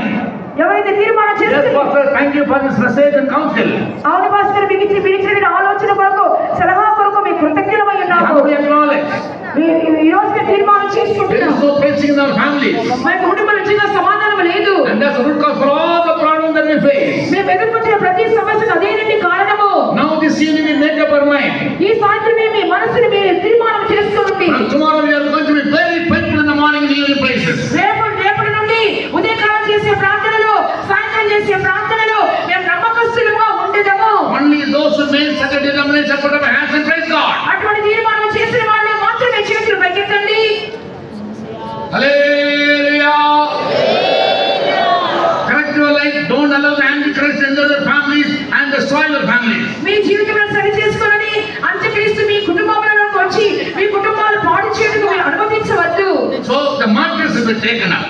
ఇప్పుడు ఆ యొక్క Mudra And వేయించబడుచున్నది. the second period of years will be the tribulation part, the Jews. మరి ఈ 7 సంవత్సరాలలో రెండవ 3.5 సంవత్సర కాలము యూదులకై ఉన్నది. Because they rejected the worship the Antichrist and the devil. ఎందువల్లంటే వారు కూడా అంత్యక్రీస్తు అయిన సాతానుకు నమస్కరించిన వారు విసర్జించుచున్నారు. He will go scot-free to kill all the Jews. కాబట్టి అతను వెళ్లి యూదులందరినీ చంపుటకు ప్రయత్నించును. Revelation 9:15 says, ప్రకటన 9వ అధ్యాయం 15వ వాక్యంలో చదువుచున్నాము. 1/3 of the world population is killed. ప్రపంచ జనాభా సంఖ్యలోని 3వ భాగము చంపివేయబడును. Here is read in 6:8, 1/4 of the world population is killed. ముందున వాక్యంలో మనం చూసి ఉన్నాము అనగా ప్రకటన 6వ అధ్యాయం 8వ వాక్యములో ప్రపంచం యొక్క 4వ భాగము But చంపబడినది. 3/4 is left. కాబట్టి 30వ భాగమే మిగిలించబడి ఉన్నది. In the 3/4 again 1/3 population is killed. ఆ 30వ భాగంలోని మరొక ఒక భాగం కూడా చంపివేయబడును. Altogether 50% of world population is killed during the 7 years of the reign or the rule of the Antichrist. ఈ అంత్యక్రీస్తు పరిపాలన యొక్క 7 సంవత్సరాల కాలంలో దాదాపు ప్రపంచ జనాభా సంఖ్యలోని 50% జనులు చంపివేయబడును. At the end of the 7 years, మరి 7 సంవత్సరాల శ్రమకాల ముగింపులో the world witnessed a great war called the Armageddon War. ప్రపంచమంతా కూడా ఒక యుద్ధాన్ని చవిచూడనై ఉన్నది. అదే హార్మిగిద్దోని యుద్ధము. In Revelation 16:16 we read that. ప్రకటన గ్రంథము 16వ అధ్యాయము 16వ వాక్యంలో చదువుచున్నాము. To fight against the Antichrist and all the nations అంత్యక్రీస్తునకును వెళ్ళినటువంటి జనములందరి విరోధంగా పోరాడు నిమిత్తము and to execute his judgment on the earth భూమి మీద అతనికి న్యాయ తీర్పును విధించు నిమిత్తము upon all the wicked people who worship the Antichrist and rejected God. ఎవరైతే అంత్యక్రీస్తుకు నమస్కరించి దేవుని విసర్జించున్నారో వారి మీదకి తీర్పు విధించు నిమిత్తము Jesus will literally come in the third phase of his second coming. యేసు ప్రభు అక్షరానుసారంగా రాబోతున్నారు. అది ఎప్పుడనగా ప్రభు యొక్క రెండవ రాకడలోని 3వ భాగంలో రాని ఉన్నారు. In that coming he will come riding on a white horse in Revelation 19 chapter from verse 11 down to there. ఆ యొక్క ప్రత్యక్షతలో ఆయన తెల్ల గుర్రము మీద రాని ఉన్నారని చెప్పి ప్రకటన గ్రంథం 19వ అధ్యాయంలో మనం చదువుచున్నాము. Also Revelation 1:7. మరియు ప్రకటన గ్రంథం 1వ అధ్యాయం 7వ వాక్యంలో కూడా చదువుచున్నాము. This time Jesus will never appear in the sky ఈ సమయమందు యేసు ప్రభు ఆకాశంలో ప్రత్యక్షము కాడు గాని as a proceeding two phases. ముందున్నటువంటి 2 విభాగంలో జరిగిన విధముగా This time he will come openly. ఈసారి ఆయన బాహాటముగా రానై ఉన్నాడు. This is called the public advent of Jesus. ఇదే యేసు ప్రభు యొక్క బహిరంగ రాకడ.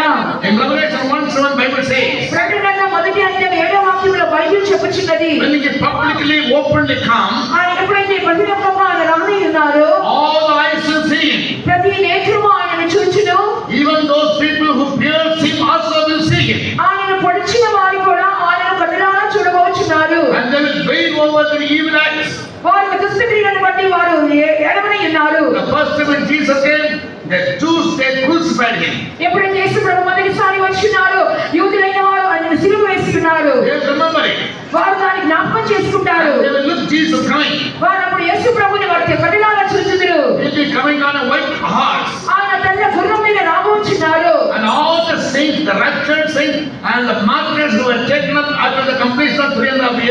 tribulation.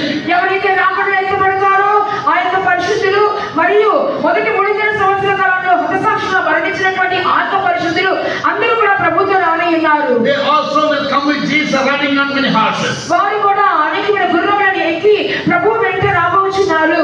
Coming in a horse is symbolic. గుర్రం మీద రాబోట అనేది ఒక సాదృశ్యంగానే చెప్పబడుచున్నది. It's not the first time he came to Jerusalem riding on an ass, the second time he'll be riding on a horse. No. యెరూషలేముకు వచ్చినప్పుడు ఆయన గాడిద మీద వచ్చినారు కదా, ఇప్పుడు రెండోసారి గుర్రం మీద వస్తున్నారని చెప్పడం అక్షరానుసారంగా కాదు. Horse stands for the spirit. గుర్రం అని చెప్పుచున్నప్పుడు వాయువు లేక ఆత్మతో సమానమై ఉన్నది. In Zechariah chapter 6 verse 1 to 6 we read that. జకర్యా గ్రంథము 6వ అధ్యాయం మొదటి నుండి 6 వాక్యాలు చూసినప్పుడు అది అర్థమవుచున్నది. Zechariah in his vision saw 4 horses జకర్యా తన దర్శనములో 4 గుర్రములను చూచున్నాడు. coming successively. అవి వెంట వెంటనే ఒకదాని వెంట ఒకటి వచ్చుచున్నది. When he was asked, what do these horses mean? ఈ యొక్క గుర్రములు ఏమిటని చెప్పి అతడు దేవుని అడిగినప్పుడు He was answered that they are the spirits of God. అవన్నీ కూడా దేవుని యొక్క వాయువులుగా ఆత్మలుగా అయ్యుండమని చెప్పబడుచున్నది. So Jesus and all the saints కాబట్టి యేసు ప్రభువు పరిశుద్ధులు అందరూ will come down to this earth ఈ భూలోకంలోనికి వచ్చెదరు. in spirit form in the celestial bodies. అనగా వారు ఆత్మ రూపంగా పరలోకపు శరీరాలతో వచ్చెదరు. And they will fight against the Antichrist and all those who worshipped him not literally. వారు అంత్యక్రీస్తుకి వారు ఎవరైతే నమస్కారం చేసి ఉన్నారో వారందరికీ విరోధముగా యుద్ధమాడని ఉన్నారు. From the mouth of Jesus, యేసు ప్రభు యొక్క నోటిలో నుండి he will speak out something. The word will come through his mouth.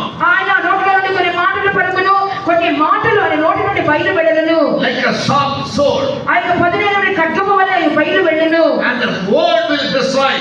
ఆ యొక్క వాక్యమే వారి నాశనము చేయును. Against all the nations. అన్ని జనములను అది నాశనము చేయును. And only few group of people will left behind. కొంతమంది మాత్రమే జనులు మిగిలిపోవుదురు. Jesus will execute judgment on the wicked people, as well as he will establish his kingdom on this earth for 1,000 years. యేసు ప్రభువు దుష్టుల మీద అందరికి న్యాయదండన విధించుదురు. దాని తదుపరి ఈ భూలోకములో 1000 ఏళ్ళు ఆయన పరిపాలన చేయుదురు. Revelation 19:20 reads. ప్రకటన గ్రంథం 19వ అధ్యాయం 20వ వాక్యంలో చదువుచున్నాము. You take the Antichrist, అంత్యక్రీస్తుని పట్టుకొని the false prophet, one word religious leader, ఒకే మత నాయకులైనటువంటి అబద్ధ ప్రవక్తలు కూడా పట్టుకొని who joined the Antichrist and forced the nations or forced the citizens to worship him. అంత్యక్రీస్తుతో కలిసిపోయి ఎవరైతే జనులందరినీ తనకు నమస్కరించమని తనను పూజించమని బలవంతం And all చేస్తున్నారో those who worship the Antichrist, ఇంకనూ వారిద్దరు మాత్రమే కాకుండా వారికి నమస్కరించిన they వారందరూ all will be cast into the lake of fire. వారందరూ కూడా అగ్నిగుండములో పడవేయబడుదురు. That is eternal hell, అదే నిత్యమైన నరకము. burning with fire and brimstone. అది అగ్ని గంధకములతో మండుచుండును. And these people will go and inaugurate hell. వీరందరూ కూడా ఆ యొక్క అగ్నిగుండంలో పడవేయబడుదురు. That is how he will execute judgment on them, as well as all those people who worship the Antichrist, leaving the living God. ఈ విధంగా జీవన దేవుని విడిచిపెట్టి అంత్యక్రీస్తు నమస్కరించే వారికి వచ్చినటువంటి శిక్షా విధి ఈ విధంగా ఉండును. Now I will guide you to another chapter. ఇప్పుడు నేను మరొక అధ్యాయంలోకి వెళ్తున్నాను.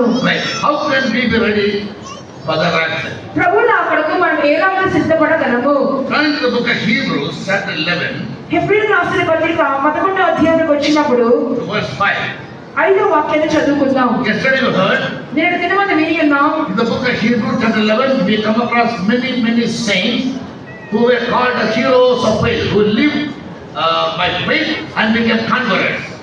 హెబ్రీయులకు రాసిన పత్రిక 11వ అధ్యాయంలో నిన్నటి దినమందు మనం విన్న ప్రకారముగా అనేక మంది విశ్వాస వీరుల గురించి మనం చదువుతున్నాము. వారు విశ్వాసం కొరకు నిలబడి ఉన్నారు, విశ్వాసం కొరకు పోరాడిన వారిగా కనబడి ఉన్నారు. In the first place in the list, ఆ యొక్క పట్టికలోని మొదటి స్థానంలో Abel, he appeared. హేబేలు కనబడుచున్నాడు. He died as a martyr by the hand of his brother. అతడు తన సహోదరి చేతిలో హతసాక్షిగా మరణించున్నాడు. He obtained a witness that he was righteous. అతడు ఒక నీతిమంతుడిగా సాక్ష్యం పొందుకొని ఉన్నాడు. In the second place, రెండవ స్థానంలో in fourth verse, in verse 5 we read, 5వ వాక్యంలో చదువుచున్నాము. Enoch comes. హానోకు వచ్చుచున్నాడు. Bible says here in verse 5, I read it by you. Bible గ్రంథం ఈ విధంగా 5వ వాక్యంలో చెప్పబడుచున్నది, నేను చదువుతాను. By faith, విశ్వాసమును బట్టి Enoch was translated. హానోకు He was translated మరణము చూడకుండా కొనిపోబడెను. that he should not see death, మరణము చూడకుండానట్లు కొనిపోబడెను. and was not found. అతడు కనబడకుండా పోయెను. Because God has translated him. ఎందువలంటే దేవుడు అతన్ని తీసుకుని వెళ్ళిపోయెను. But before his translation, అతను కొనిపోబడకు మునుపు he had this testimony అతను ఇటువంటి సాక్ష్యం పొంది ఉన్నాడు that he pleased God. అతడు దేవునికి ఇష్టడై ఉండనని సాక్ష్యం పొందెను. In this word we read about a hero of faith. ఈ యొక్క వాక్యములో ఒక విశ్వాస వీరుని గురించి చదువుచున్నాము. His name is Enoch. అతని పేరే హనోకు. He lived sometime back in BC 4004. అతను దాదాపుగా క్రీస్తు పూర్వము 4004వ సంవత్సరమున జీవించిన వ్యక్తిగా కనబడి ఉన్నాడు. And Bible says he pleased God in this word. Bible గ్రంథం చెప్పుచున్నది ఈ వాక్య ప్రకారముగా అతడు దేవునికి ఇష్టడై ఉండెను. And he was taken to heaven. అతడు పరలోకమునకు కొనిపోబడెను. And Bible says he walked with God in chapter 5 in Genesis. ఆదికాండం 5వ అధ్యాయంలో మనం చూస్తున్నాము హనోకు దేవునితో నడిచిన వాడుగా కనబడి ఉన్నాడు. In verse 21. 21వ వాక్యంలో చదువుచున్నాము. The Bible says Enoch he walked with God. హనోకు దేవునితో నడిచినని చెప్పి చదువుచున్నాము. I'll come to the words again. ఇప్పుడు మరలా ఈ వాక్యంలోకి వచ్చేదము. And in Bible we read about 5 group of people who will be taken up. Bible గ్రంథములో కొనిపోబడిన వారిలో 5 గుంపుల వారు కనబడుచున్నారు. First place Enoch comes. మొదటి స్థానంలో హనోకు వచ్చుచున్నాడు. He walked with God and he pleased God and he was taken up. అతడు దేవునితో నడిచినాడు, దేవునికి ఇష్టడై ఉండెను మరియు అతడు కొనిపోబడెను. When God took him away, he couldn't be found anywhere on the earth. దేవుడు అతన్ని తీసుకొని వెళ్ళిపోయిన తర్వాత భూమి మీద అతడు ఎక్కడనూ కనబడలేదు. In the second place Elijah comes. రెండవ స్థానంలో ఏలియా వచ్చుచున్నాడు. He also was taken up to heaven. అతడు కూడా పరలోకమునకు కొనిపోబడి ఉన్నాడు. In a fiery chariot. అతడు అగ్నిమయమైనటువంటి రథముల ద్వారా కొనిపోబడి ఉన్నాడు. That was witnessed by the disciple Elisha. అతడు తన శిష్యుడైన ఎలీషా ద్వారా ఆ కార్యం కళ్ళారా చూడగలిగి ఉన్నాడు. Who received a double portion of anointing of Elijah upon him. ఏలియా యొక్క ఆత్మలోని 2 పాళ్ళ అభిషేకము ఎలీషా పొందుకొని ఉన్నాడు. The third person who was ascended to heaven is Jesus Christ. పరలోకమునకు ఆరోహణమైనటువంటి 3వ వ్యక్తి ప్రభువైన యేసుక్రీస్తు. He died, he rose again. ఆయన మరణించున్నారు, తిరిగి లేచున్నారు. And for 40 days he was moving along the earth along the people. 40 దినాలు భూమి మీద జనుల మధ్యలో ఆయన సంచరించి ఉన్నారు. On the 40th day he was ascended to heaven. ఆయన 40 దినములు సంచరించిన పిదప ఆయన పరలోకమునకు ఆరోహణుడైన. His disciples were gazing on him. శిష్యులందరూ కూడా ఆ విధంగా తలెత్తి తేరి చూచుచుండగా ఆయన వెళ్ళిపోయారు. And 2 disciples appeared to them and said, మరి 2 దూతలు వారికి ప్రత్యక్షమై ఈ రీతిగా చెప్పుచున్నారు. the same Jesus whom you see going up, యేసు ప్రభు ఏ రీతిగా మీరు పైకి వెళ్ళటం మీరు చూచితిరో he will come again. ఆయన మరలా వచ్చును. And he promised that he will come again. ఆయన వాగ్దానం చేస్తున్నారు ఆయన తిరిగి వచ్చేదనని. So Jesus was the third person taken up. కాబట్టి పరలోకములో కొనిపోబడిన వారిలో 3వ వ్యక్తి యేసుక్రీస్తు. And we, the New Testament church saints, నూతన నిబంధన సంఘం యొక్క పరిశుద్ధులమైన మనము will live a glorious life with a spot not wrinkle మచ్చ ముడత లేనటువంటి మహిమల జీవితం చేయించిన వారము and be unblameable in holiness. పరిశుద్ధతలో అనిత్యమైన వారుగా జీవిస్తున్న మనము Purify their lives as Jesus is pure.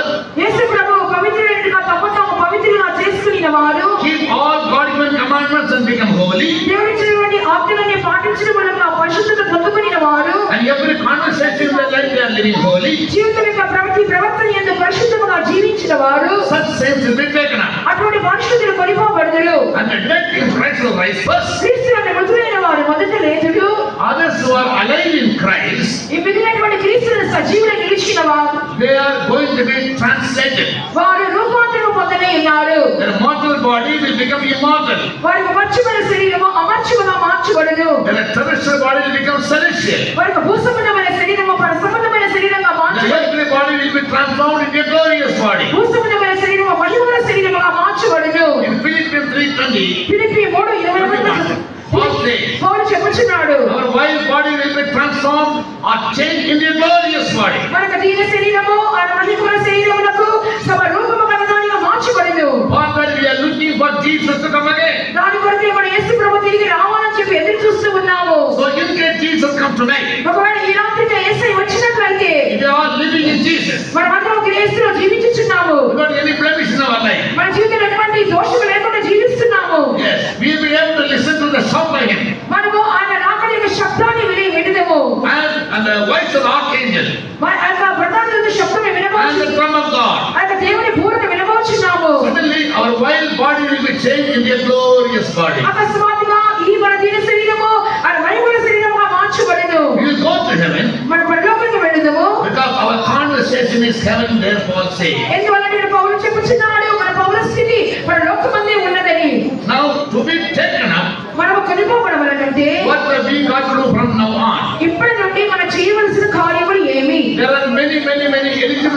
child of God should possess. ఒక దేవుని బిడ్డకు ఉండవలసినటువంటి అనేకమైన అర్హతలు యోగ్యతలు కనబడుచున్నవి. But from the first man's life, in Enoch's life, we find two main qualities he had. కానీ ప్రారంభ మనుషుల్లో అనేటువంటి హానోకు జీవితంలో రెండు ప్రాముఖ్యమైన స్వభావములు మనము చూచుచున్నాము. The first one, he walked with God. మొదటిగా చూసినప్పుడు అతడు దేవునితో నడిచి ఉన్నాడు. And Bible very specifically says, Bible స్పష్టంగా మనకు బోధించుచున్నది, at the age of 65 he gave birth to a son.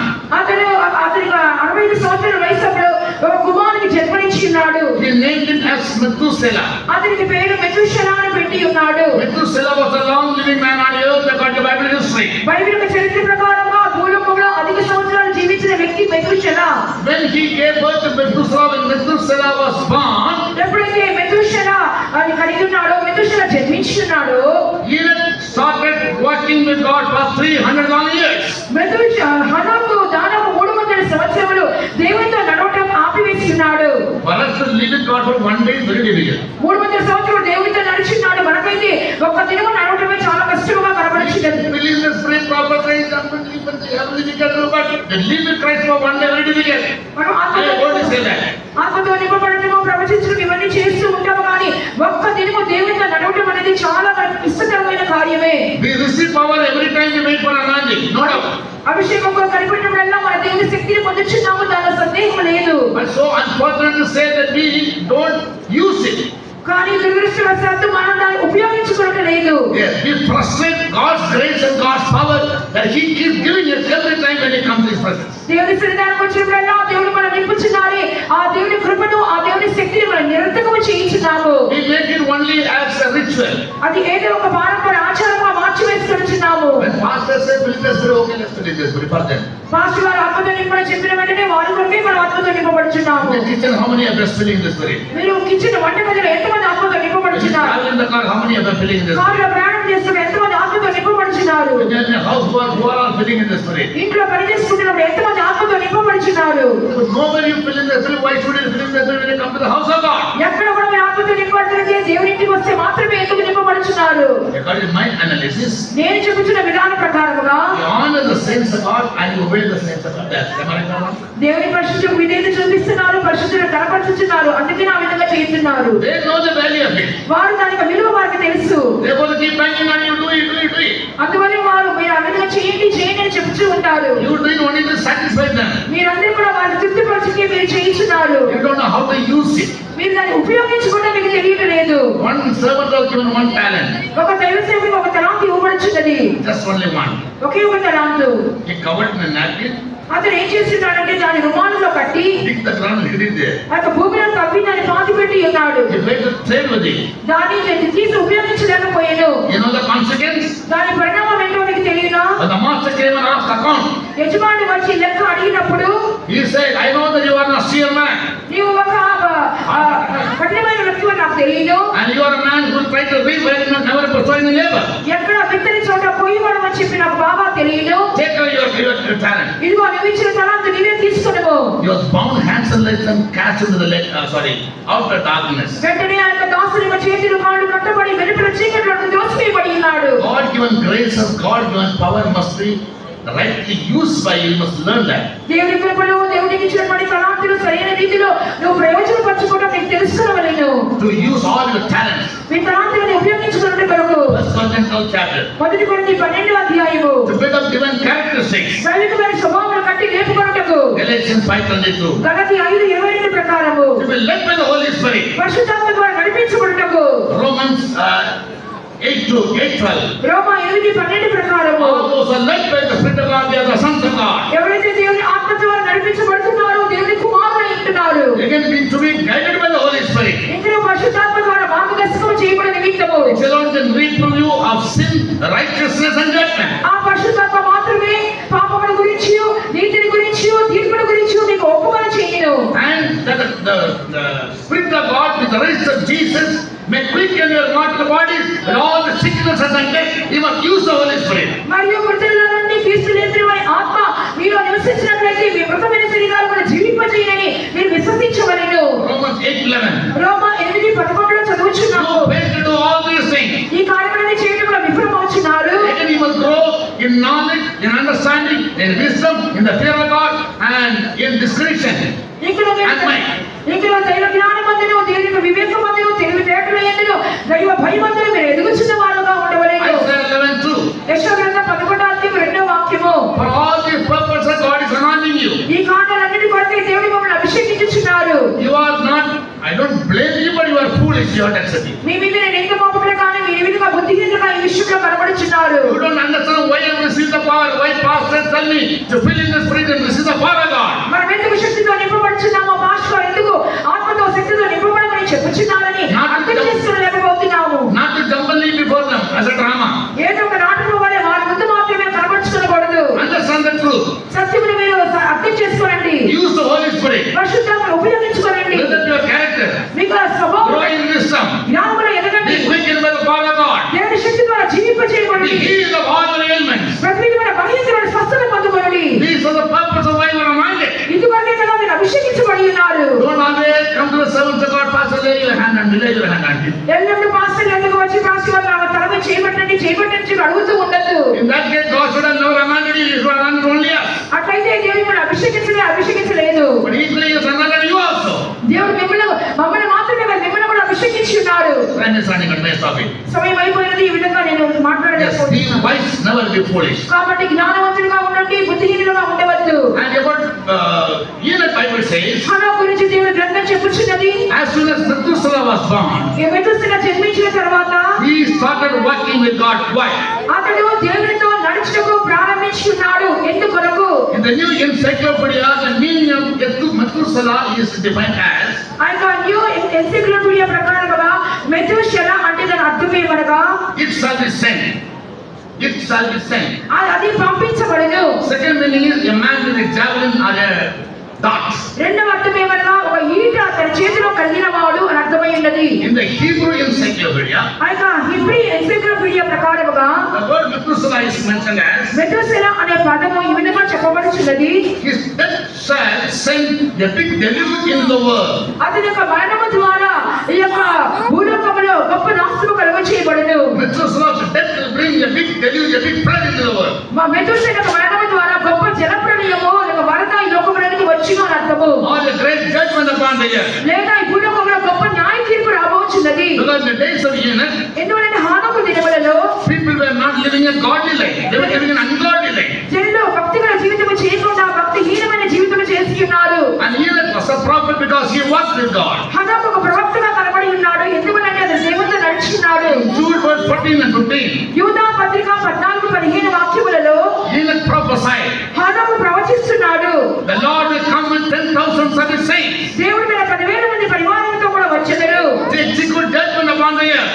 భూమి మీద న్యాయదండన విధించు నిమిత్తము రానయ్యున్నాడు. Yes, 6,000 years ago he prophesied. 6,000 సంవత్సరాల క్రితమే అతను ప్రవచించి ఉన్నాడు. It was yet to be fulfilled, not fulfilled. ఇంకను అది నెరవేర్చబడవలసినది కానీ ఇంకా That will happen when Jesus will openly come. అది ఎప్పుడు జరుగునగా యేసు ప్రభు బహిరంగంగా వచ్చినప్పుడు To execute judgment upon all the sinners in the world. భూలోకంలోని పాపులందరి మీద న్యాయ విధిని విధించుటకు వచ్చును. And train the false prophet on all the citizens who worship them. ఆ యొక్క అసక్రీస్తును అబద్ధ ప్రవక్తను వారి నమస్కారం చేసిన వారందరి మీద న్యాయం విధించును. Jesus comes with all his saints. యేసు ప్రభు కనుక పరిశుద్ధుల పరివారముతో వచ్చెదరు. That is what Enoch saw in his days. అతడు హనోకు తన దినములలోనే ఈ కార్యం చూసి ఉన్నాడు. 60 centuries ago, అనగా 16 శతాబ్దముల క్రితమే God spoke to him. దేవుడు తనతో మాట్లాడి ఉన్నాడు. And through vision he understood. తన దర్శనం ద్వారా అర్థం చేసుకుని ఉన్నాడు. Methuselah, when my son dies, మెతుషెల అనగా నా కుమారుడు చనిపోయిన తర్వాత the world will face a great deluge, ఈ ప్రపంచం అనేది గొప్ప నాశనం ఎదుర్కొనెను. a big flood. గొప్ప జలప్రళయము. Therefore, it is very needful for me that I work with him to escape the coming judgment. కాబట్టి రాబో న్యాయ తీర్పును తప్పించుకునే నిమిత్తము నేను తప్పకుండా దేవునితో నడిచి తీరాలి అని చెప్పి తీర్మానం చేసుకున్నాడు. Genesis 5:27 says, ఆదికాండము 5:27 చదువుచున్నాము. Methuselah died, having lived long at 969 years. మెతుషెల దినములన్నీయు 969 ఏళ్ళు అప్పుడు అతను మృతి పొందెను. 5:25 says, 5:25 చూస్తున్నాము. at the age of 187 he begat Lamech. మెతుషెల 187 ఏళ్ళు బ్రతికి లెమెకును కనెను. 5:28 says, 5:20 చూస్తున్నాము. at 182 Lamech begat Noah. 180 సంవత్సరములో లెమెకు నోవాహును కనెను. 7:6 says, 7వ అధ్యాయం 6వ వాక్యంలో చూస్తున్నాము. when Noah was 600 years, the flood came. నోవహు 600 ఏండ్లు ఉన్నప్పుడు జలప్రళయము భూమి మీదకి వచ్చెను. You had 187, 182 and 600. 187, 182 మరియు 600 మీరు కలిపి కూడండి. What's the sum of it? Somebody tell me. మొత్తం కలిపి ఎంత అయిందో చెప్పండి కూడిక. Go to mathematicians. 669. 669. The word of God is very, very accurate. దేవుని యొక్క వాక్యము చాలా అది సరిగ్గా కనబడుచున్నది. That made Enoch to walk with God. దాని మూలంగానే అతడు హనోకు దేవునితో నడవగలిగి ఉన్నాడు. About the second coming of Jesus. కాబట్టి ప్రభు యొక్క రెండవ రాకడ విషయంలో Now Matthew saw. Mattayi చూచిన్నాడు. In visions. దర్శనంలో చూచిన్నాడు. So there will be some pre-coming signs, pre-rapture signs. రాత్రి ముందుగా జరగబోయే కొన్ని సూచనలు కనబడెను. Some signs will precede the second coming of Jesus. ప్రభు యొక్క రెండవ రాకడ ముందుగా కొన్ని సూచనలు నెరవేర్చబడెను. In Matthew 24 verse 5 we read about 7 signs. మత్తయి సువార్త 24వ అధ్యాయం మొదటి 5 వాక్యములలో 7 సూచనల గురించి చదువుచున్నాము. Preceding signs as a warning to the church. ఆ యొక్క రాకడ ముందుగా జరిగే సూచనలు సంఘములకు హెచ్చరికగా ఇవ్వబడుచున్న సూచనలు. When after he is coming, ఆ రాకడ తదనంతరము post rapture will have some events. ఎలాగైతే రాకడ తర్వాత కూడా కొన్ని సంభవములు జరుగును. Pre signs ముందునే సూచనలు and after rapture post rapture events. రాకడ తర్వాత అయితే కొన్ని సంభవములు. That is the event that takes place in the 7 years of tribulation. అనగా 7 సంవత్సరాల శ్రమల కాలంలో జరిగే సంభవములు. So God in his love for our soul, he wants us beforehand. కాబట్టి దేవుడు తన మన ఆత్మను ప్రేమించిన వారి ముందుగానే మనకు హెచ్చరికలు ఇచ్చుచున్నారు. When you lift up a head and look around, మీరు తనను పైకెత్తి మీరు చుట్టూ చూసినప్పుడు all the saints I predicted coming into fulfillment. నేను చెప్పినటువంటి సూచనలన్నీ కూడా ఇదిగో నెరవేర్చబడుచునే ఉన్నవి. Take for granted and be rest assured that your redemption of the soul is nigh. కాబట్టి మీరు తలెత్తి చూడండి, మీ విమోచన దినం సమీపమాయెను. Nowadays we see everything. మన దినములలోనే అన్ని చూచుచూ ఉన్నాము. Wars and rumors of wars. ఆ యొక్క యుద్ధములు Nation fighting against nation. దేశం విరుద్ధంగా దేశం Great యుద్ధం, famines and earthquakes. గొప్ప కరువులు భూకంపములు జరుగును. Yes. And all these signs are coming into fulfillment nowadays. ఈ సూచనలన్నీ కూడా మన దినములలోనే జరిగిపోవచ్చు ఉన్నవి. No time to explain about all these signs. ఈ సూచనలని చెప్పడానికి సమయం లేదు. Through the media nowadays we are getting every news. ఈ న్యూస్ లో మనకు అన్ని కార్యములు తెలియచూ ఉన్నవి. Make sure the coming of the Lord is almost at the door. ప్రభు యొక్క రాకడ మనకు వాకిటికి నిలిచినదని చెప్పి మీరు గుర్తెరుగుడి. Therefore what are you? And he is going to come to judge the whole earth. అంత మాత్రమే కాకుండా సర్వ భూమిని ఆయన న్యాయ తీర్పు తీర్చడమే రాని ఉన్నారు. Therefore you must remember Enoch. కాబట్టి మీరు హనోకుని జ్ఞాపకం చేస్తున్న వలెను. When God gave you vision about the coming judgment, దేవుడు ఎప్పుడైతే హనోకునకు రాబోతున్న తీర్పుల గురించి దర్శనమిచ్చినాడో, like Noah, he was moved with fear. నోవహు వలె అతడు కూడా భయభక్తులు కలిగి ఉండెను. And therefore determined to walk with God in spite of his being a family man. అది ఒక కుటుంబస్తులైనప్పటికీ కూడా దేవునితో నడుచుటకు అతడు తీర్మానం చేసుకొనెను. Believers should never have a wrong notion that you cannot live a holy life. విశ్వాసులు ఎంత మాత్రం తప్పుగా మీరు అర్థం చేసుకోకూడదు. మేము పరిశుద్ధమైన జీవితం చేయలేము. Only workers can do. సేవకులు మాత్రమే Only చేయగలరు. they can walk with God. వారు మాత్రమే దేవునితో నడవగలుగుతారు. Unfortunately, all the workers are also not walking with God. కానీ సేవకులందరూ కూడా దురదృష్టవశాత్తు దేవునితో నడుస్తున్నారు లేదు. Most of them don't have a personal relationship with Christ. అనేక మంది కూడా క్రీస్తుతో వ్యక్తిగతమైనటువంటి సంబంధం లేకుండా ఉన్నారు. Most of them are serving the mission and not God.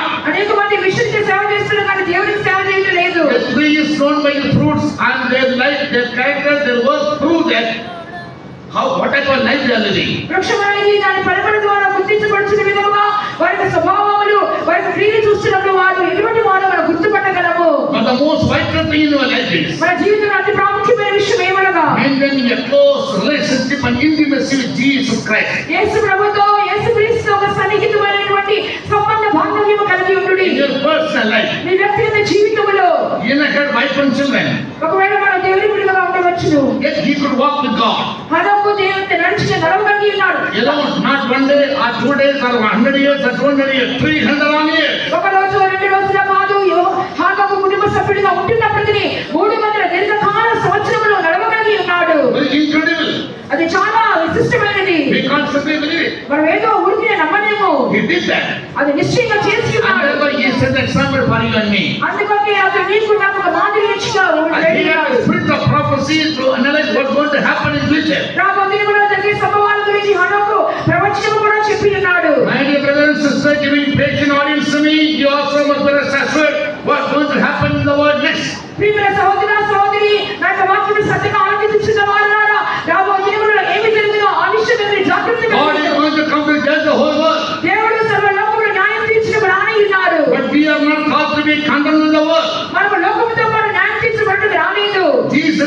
has saved us. యేసు ప్రభువు మనల్ని రక్షించుటకే ఆయన వచ్చినారు. Never to fall into sin again and go to hell. మనం తిరిగి పాపములో పడిపోయి నరకములకు వెళ్ళిపోకూడదు. We all fight the good fight of faith, struggle hard to live by the word of God. మనమందరం మన విశ్వాసము మంచి పోరాడవలెను. దేవుని యొక్క వాక్య ప్రకారంగా జీవించుటకు ప్రయాసపడవలెను. As he walked with God, we also must learn to walk with God. There are many reasons, many verses in Bible which tell us how we can walk with God. మనము దేవునితో నడిచే విధంగా మనము కూడా దేవునితో ఎలా నడవగలమో దేవుని గ్రంథంలో అనేకమైన వాక్యములు మనకు బోధించబడుచున్నవి. Second, in Hebrews we read, రెండోదిగా హెబ్రీలో మనం చదివి ఉన్నాము. not only that walk with God, అతడు దేవునితో నడిచడం మాత్రమే కాదు, he pleased God by every walk. అతడు తన ప్రతి ప్రవర్తనలో దేవునికి ఇష్టడై ఉండెను. What is the meaning of pleasing God? దేవుని సంతోషపరచుట అనగా అర్థం ఏమి? Jesus says in John the Gospel 8th chapter, యేసు ప్రభువు యోహాను సువార్త 8వ అధ్యాయంలో చెప్పుచున్నారు, I do always those things which pleases my Father. నేను ఎల్లప్పుడూ నా తండ్రికి ఇష్టమైన కార్యములు చేయుచున్నాను గనుక. He was not only maintaining a close intimacy with his Father, తండ్రితో ఒక సన్నిహితమైనటువంటి సంబంధం కలిగి ఉండటం మాత్రమే కాదు, but he did only those things in which the Father was highly pleased. తండ్రి అధికంగా ఇష్టపడే సంతోషపడే కార్యములని ఆయన చేసి ఉన్నారు. Whereas the Father's will concerning the Son is, తండ్రి యొక్క చిత్తము కుమారుని గురించి ఏమై ఉన్నది? it pleased the Father to cruise his Son. తండ్రికి కుమారుని నలుగురమే దేవునికి తండ్రి చిత్తమై ఉండెను. In spite of that, Jesus says, దానికి ఆ విధంగా ఉన్నప్పటికీ యేసు అంటున్నారు, I do those things which pleases my Father. నేను తండ్రికి ఇష్టమైన కార్యములనే చేయుదును అంటున్నారు. For the sake of faith, విశ్వాసము నిమిత్తమును God may allow certain trials in our life. దేవుడు మన జీవితంలో కొన్ని పరీక్షలు అనుమతించవచ్చును. That we should never lose our heart. ఆయనను మన హృదయమును మనం We పోగొట్టుకోవడం, must become missionaries. మనము మిషనరీల వలె మారవలెను. In the spirit, you must understand why God permits it. ఆత్మలో మనం గుర్తించవలెను ఎందుకు దేవుడు అనుమతించినారని. Bible says that He might do good to you in the latter end. Sometimes God will allow you to go through certain fiery trials. రాబో దినములలో మీకు మేలు కలుగచే నిమిత్తము దేవుని ప్రస్తుతము కొన్ని అగ్ని పరీక్షలు గుండా మిమ్మల్ని నడిపించవచ్చును. Jesus was a tried stone, యేసు ప్రభు పరిశోధింపబడిన రాయి, and therefore He became a cornerstone to Zion. అందువల్ల సియోనులో మూలరాయిగా వేయబడి ఉన్నారు. Without fiery trials, అగ్నిమయమైన పరీక్షలు లేకుండా, without fiery laws, అగ్నిమయమైనటువంటి ఆజ్ఞలు లేకుండా our life cannot be refined. మన జీవితం అనేది పుటము వేయబడదు. Only when we are put in fire, ఎప్పుడైతే అగ్నిలో వేయబడుచున్నామో like gold, we can shine more. బంగారం వలె మనం అధికమైన ప్రకాశం ఇవ్వగలము. With this good intention in mind, ఇక్కడ మంచి ఉద్దేశం కలిగి God sometimes allows certain trials to happen in our life. దేవుడు కొన్ని శోధనల పరీక్షలు మన జీవితంలో అనుమతించలేడు. Those trials should never distract you from God. ఆ యొక్క పరీక్షలు అనేవి మిమ్మల్ని దేవుని యొక్క నుండి దూరం చేయకూడదు. It will make you more and more stronger. ఇంకా అధికంగా మిమ్మల్ని బలపరచవలెను. 18 years David suffered. 18 సంవత్సరాలు దావీదు మహారాజు శ్రమనందెను. That suffering made him a mighty man of valor. So అతడు గొప్ప పరాక్రమశాలిగా ఉండినప్పటికీ That helped him to rule over Israel for 40 long years. దాని మూలంగా అతడు ఇశ్రాయేలు ప్రజల 40 సంవత్సరాలు ఏలుబడి చేయగలిగాను. That proper training, our character cannot be built up. సరైన తస్బీహ్ లేకుండా మన స్వభావం కట్టి లేపబడదు. In my young days in the ministry, సేవలో నాయకు ప్రారంభ దినాలలో God gave me 3 pastors. దేవుడు నాకు 3 పాస్టర్లు ఇచ్చినారు. Many more, but most 3. ఇంకా అనేక మంది ఇచ్చినారు, ముఖ్యంగా 3ని. One pastor taught me about divine characteristics. ఒక పాస్టర్ అయితే దైవిక స్వభావాలను నాకు నేర్పించారు. He was a man of beautiful divine character. ఆయన చక్కని రమ్యమైన దైవిక స్వభావం కలిగినటువంటి పాస్టర్ ఎస్పీ అన్నస్ గారు. Second man was Pastor Philip Chandavale. రెండవ వ్యక్తి పాస్టర్ ఫిలిప్ చండవలే He గారు. was a mighty man of valor in the mission. ఆయన మిషన్ లో మంచి పరాక్రమశాలిగా కనబడి ఉన్నారు. When it comes to one conversion, 12 messages he'll give. ఒక కన్వెన్షన్ వస్తే ఒక కన్వెన్షన్ లో 12 ప్రసంగాలు చేస్తారు. The whole night he'll walk in the hall and he'll pray. రాత్రి అంతా కూడా హాల్లో నడుస్తూ ప్రార్థిస్తూ ఉంటారు. In the midnight he'll go about visiting. రాత్రి వేళ కూడా విజిటింగ్ వెళ్తూ వెళ్ళేవారు. One day he told me, ఒక రోజు నాతో చెప్పి ఉన్నారు, except sin, do anything for the furtherance of ministry. పాపము మాత్రం చేయవద్దు, సేవలకు క్షమాపణ నిమిత్తమై ఏ కార్యాలైనా నువ్వు చేయమని చెప్పి ఉన్నారు. There is no retirement in the ministry. సేవలకు రిటైర్మెంట్ లేదు. Till you die, you must keep doing the ministry. చనిపోయేంత వరకు నువ్వు సేవ చేస్తూనే ఉండాలని నాకు I బోధించున్నారు. was much inspired by his messages and life. ఆయన ప్రసంగాల మూలంగా నేను అధికంగా ప్రోత్సహించబడిన వ్యక్తిగా ఉండి ఉన్నాను. Pastor Christian has taught me. బస్ ఎస్పీఎస్ లో నేర్పించారు. Maintain your personal value, no official value. మీ యొక్క వ్యక్తిగతమైనటువంటి విలువను కాపాడుకోమని చెప్పి ఉన్నారు. Yes, maintain a close relationship with God rather than you being useful in the mission. మీ మిషన్ లో ప్రయోజనం పడడం కంటే యేసయ్యతో ఒక సన్నిహితమైన బంధమును నువ్వు కాపాడుకోమని చెప్పి ఉన్నారు. You have 2 enemies in your life. మీ జీవితంలో నీకు 2 శత్రువులు ఉంటారు. One is popularity and other is publicity. ఒకటి ప్రఖ్యాతి చెందుట, మరొకటి అందరికీ ప్రచురణ చేయబడుట. He used to write many letters to me, like Paul wrote to Timothy. పౌలు తిమోతికి రాసినట్లుగా నాకు అనేకమైన ఉత్తరాలు రాసేవాళ్ళు. These great pastors helped us all to build up our life. ఇటువంటి గొప్ప గొప్ప పాస్టర్లు మా జీవితాలు కట్టి లేపడానికి మాకు సహాయం చేస్తున్నారు. The third person మూడో వ్యక్తి ఎవరనగా was ex-army man. ఆయన ఎక్స్ ఆర్మీ మ్యాన్ గా కనబడి ఉన్నారు. Called by a beautiful name called M.G. Abraham. చక్కని పేరు ఎంజి అబ్రహాం గారు. I won't call him as a strict disciplinary, a hard disciplinary.